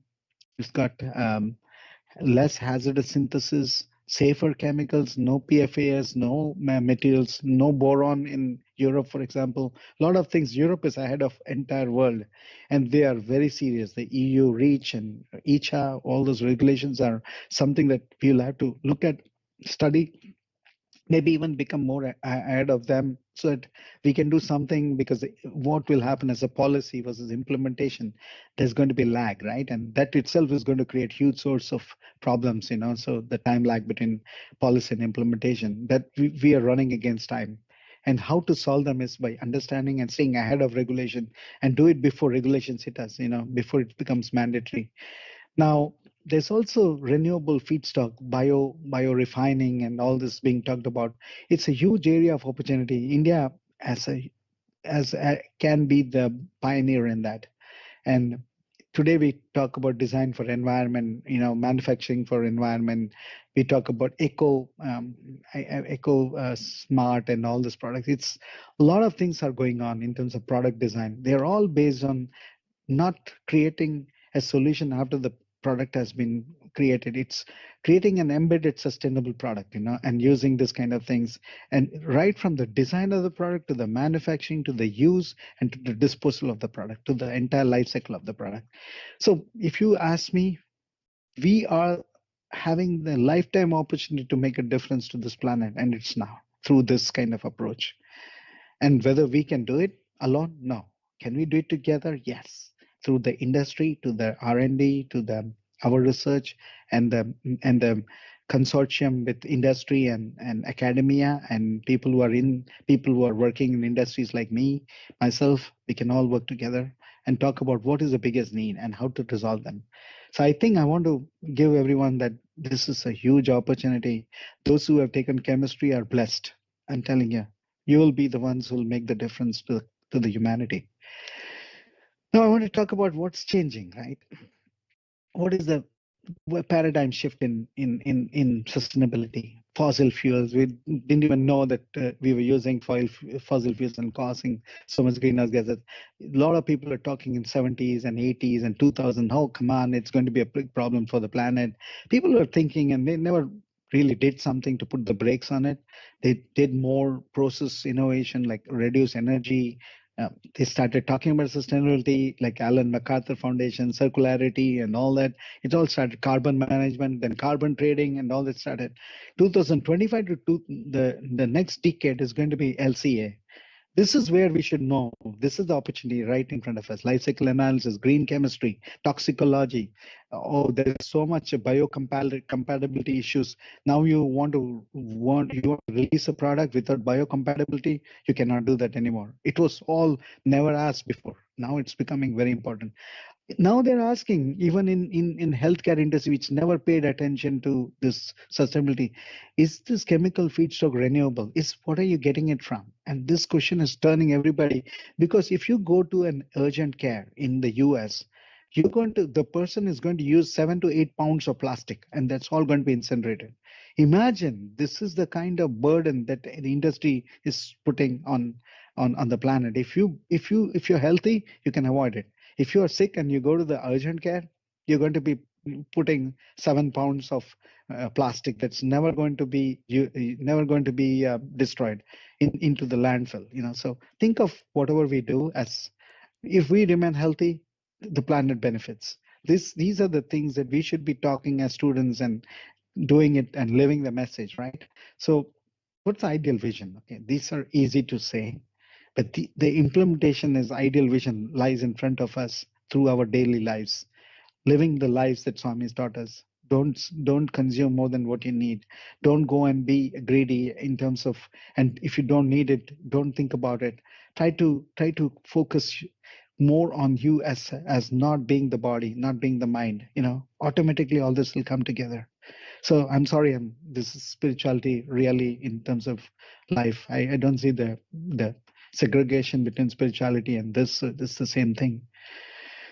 I want to talk about the awareness of what is the green product. What really makes this product green? Like Brother Dujit is talking, all the catalysts, the adhesives, the coatings. In this case, it's everything that you use in the process.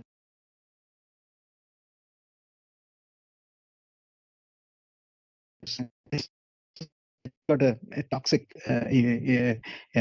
outcome can change the whole thing. So redesigning those chemical processes, that's understanding of the product's input, output, and the process is critical.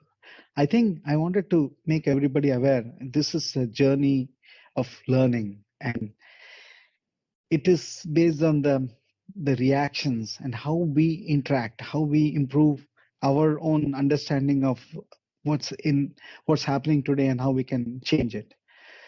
I also wanted to just share only one thing which I think is very, very nice.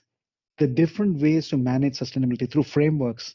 These are all available, these are all available on the web. It's the thing I just want to say is there is no one common understanding. There's no one common, way to do it. We are trying to be there, but if you look at it, there is global goals today. Yes, UNDG and all this is coming, this COP coming.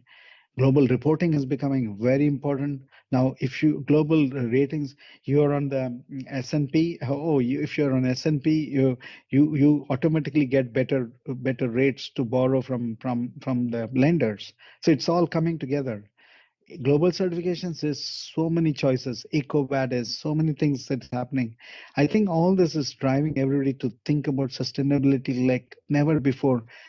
It was my dream, or many people's dream, that our institute should lead this programs in sustainability, the interdisciplinary programs in sustainability, and really talk about us being the key force in shaping sustainability as a way of life. And through all that we do, to research, through our interaction with other, ecosystems, I think.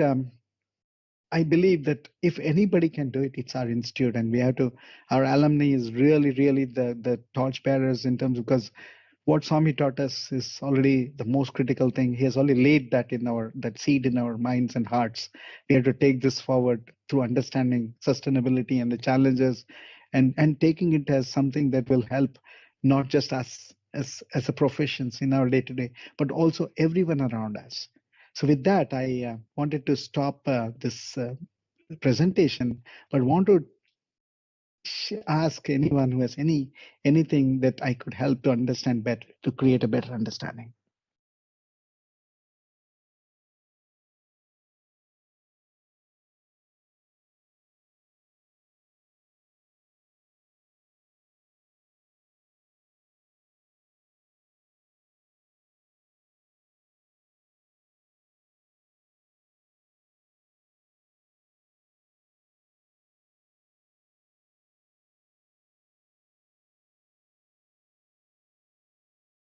It is a volume is slow. If you can increase a little bit, it'll be good. Great, Yes, it is audible. Yes, thank you.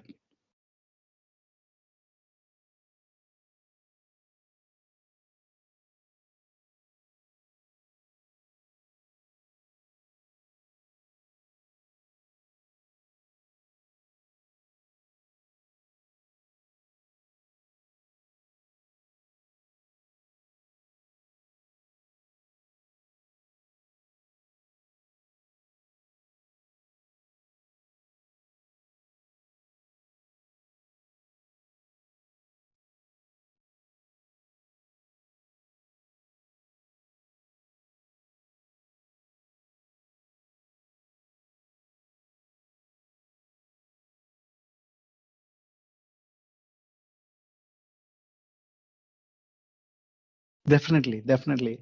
I think this is where we will have to brainstorm together. And we have a lot of good, alumni and, mm, so many things can come together. This very fact that we have introduced elective in MBA on sustainability, that itself is, I think Dr. Suma did that, and we were talking to her for in 2020 or something, and this happened. I think I'm really grateful that MBA has already taken that lead in putting elective on sustainability to make this interdisciplinary and to make this practical.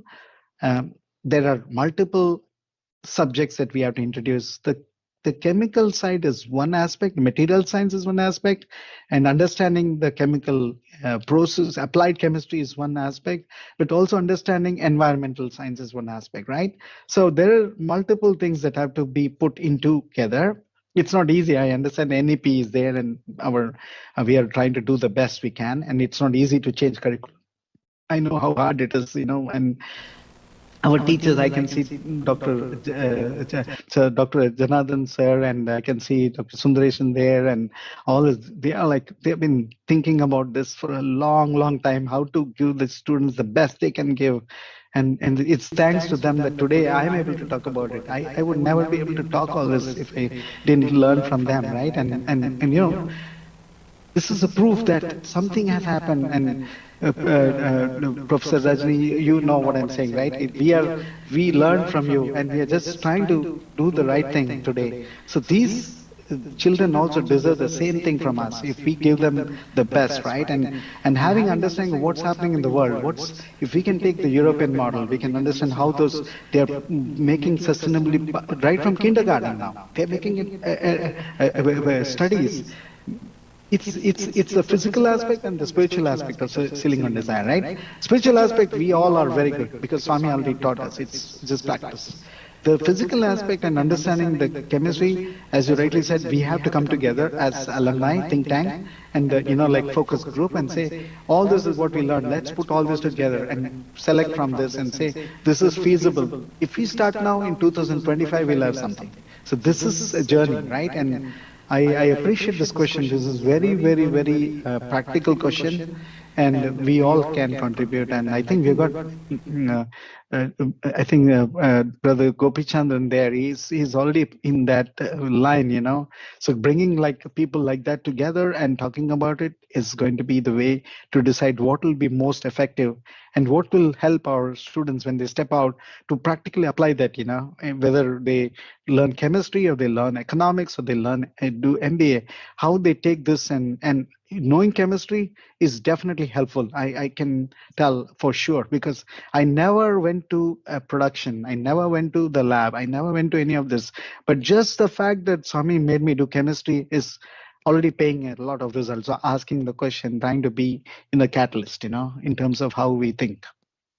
Did I answer it okay for you?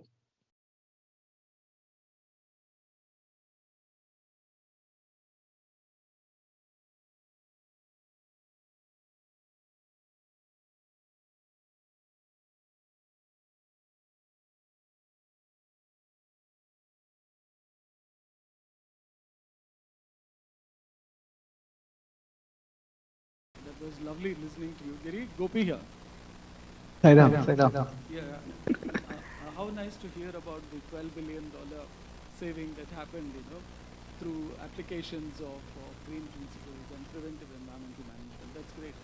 How I wish you will be here with us this afternoon also, because I will do my duty as part of our collective effort. By highlighting the convergence of preventive environmental management practices with what financial institutions are also doing from a global perspective. I think that is a level we'll have to also start thinking as a continuum of local environmental impacts, regional impacts, and global scale impacts with implications for trade, technology, and environment. Thank you. That was brilliant, and we will be happy to see all of it being discussed this afternoon. Sure. Sairam.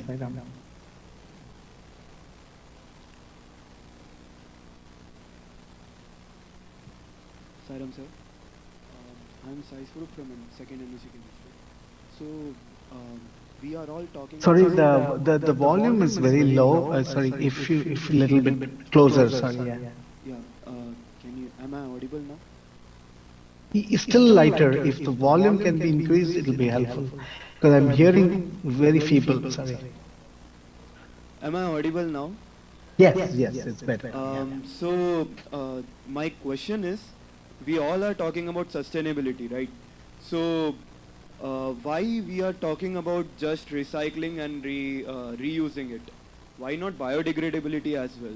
Yeah, biodegradability and recycling and reusing, these all are green ways. Why not biodegradability is also included in sustainability?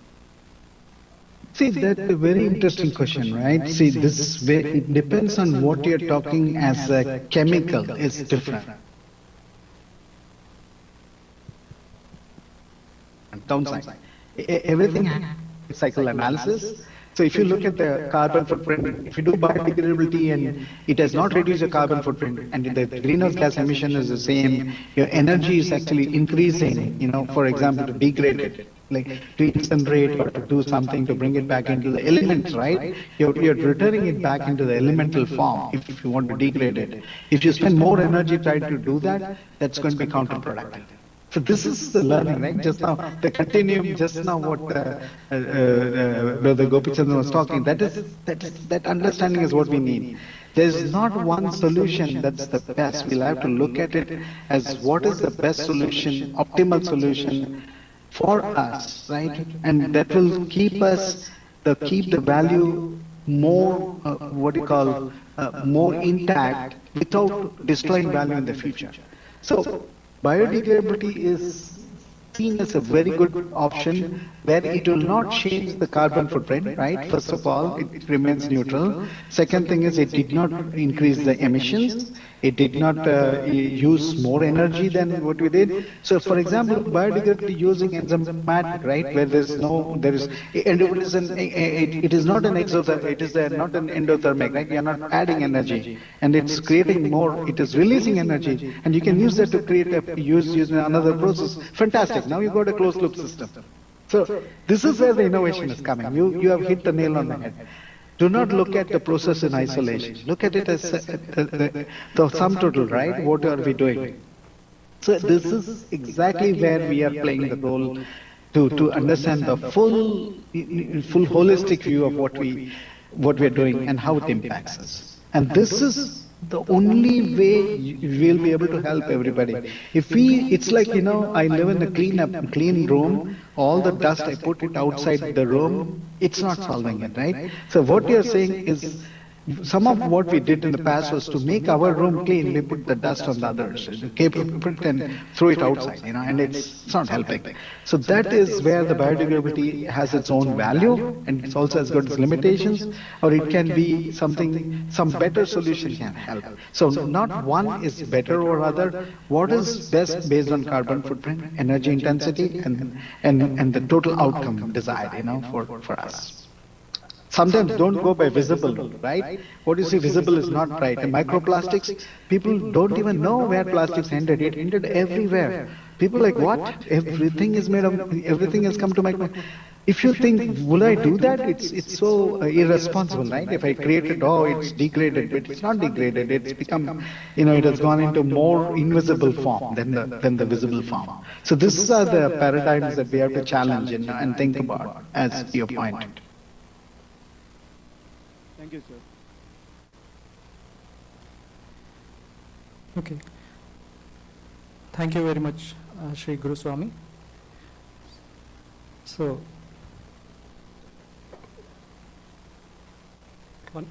any questions? Sairam sir, am I audible? Little feeble, sorry. Little bit more louder, please. Sairam sir. Hello, Sairam sir.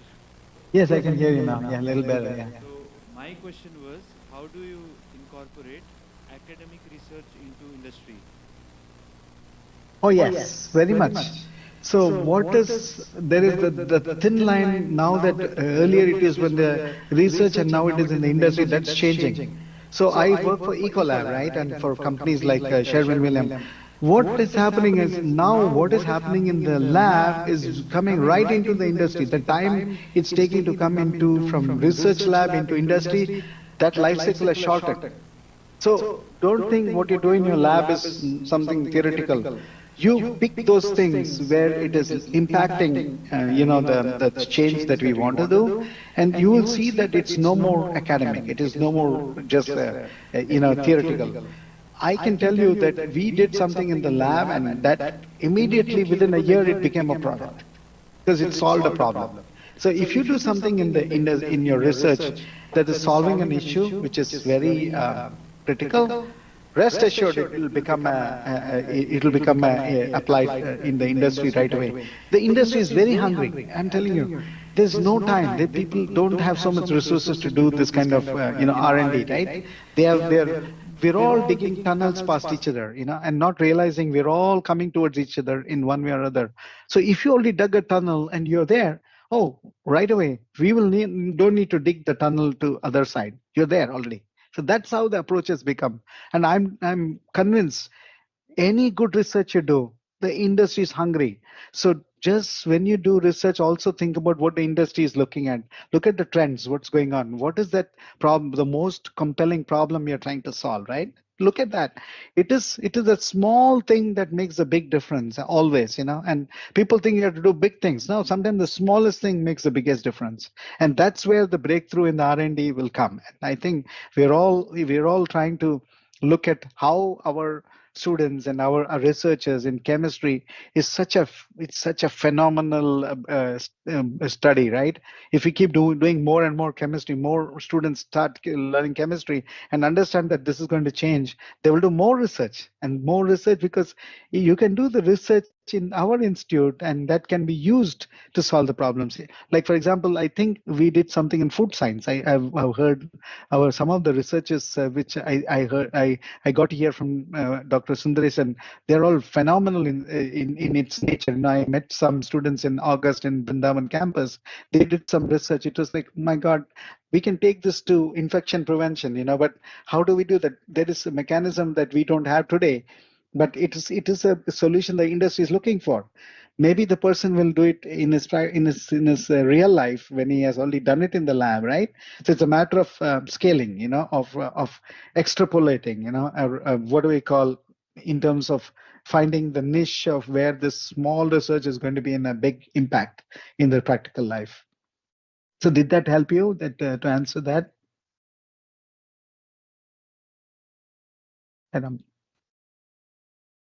Sairam, yeah, one more question, yeah.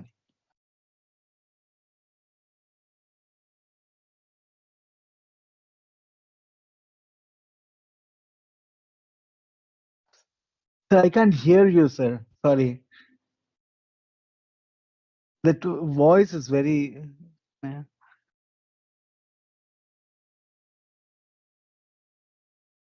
Can't.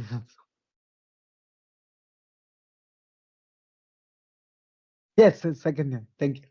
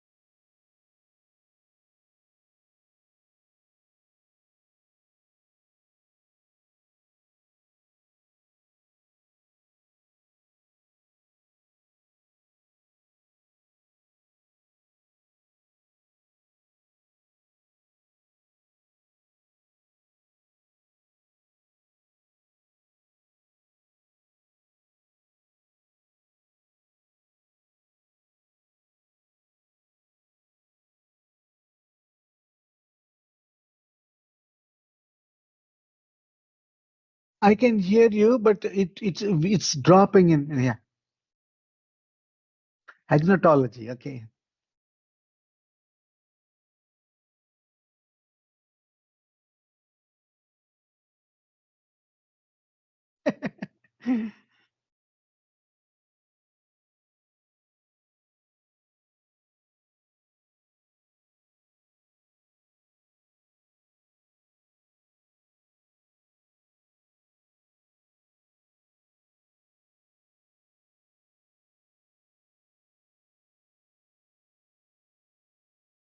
Progress. Yes. Thank you.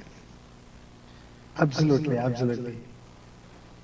Thank you. Thank you for summarizing it so beautifully. Yeah, I'm learning. Okay. Thank you very much. All the wrong things we learned. Guruswami, sir. With this, we will end this morning session, and thereafter, we will be proceeding for the lunch. After the lunch session, we will be reassembling here at 1:10 p.m. and the afternoon session starts at 1:15 p.m. So I thank you all for your participation. I thank all the speakers for their considerate time in giving us so many insights. Thank you all. Sai Ram.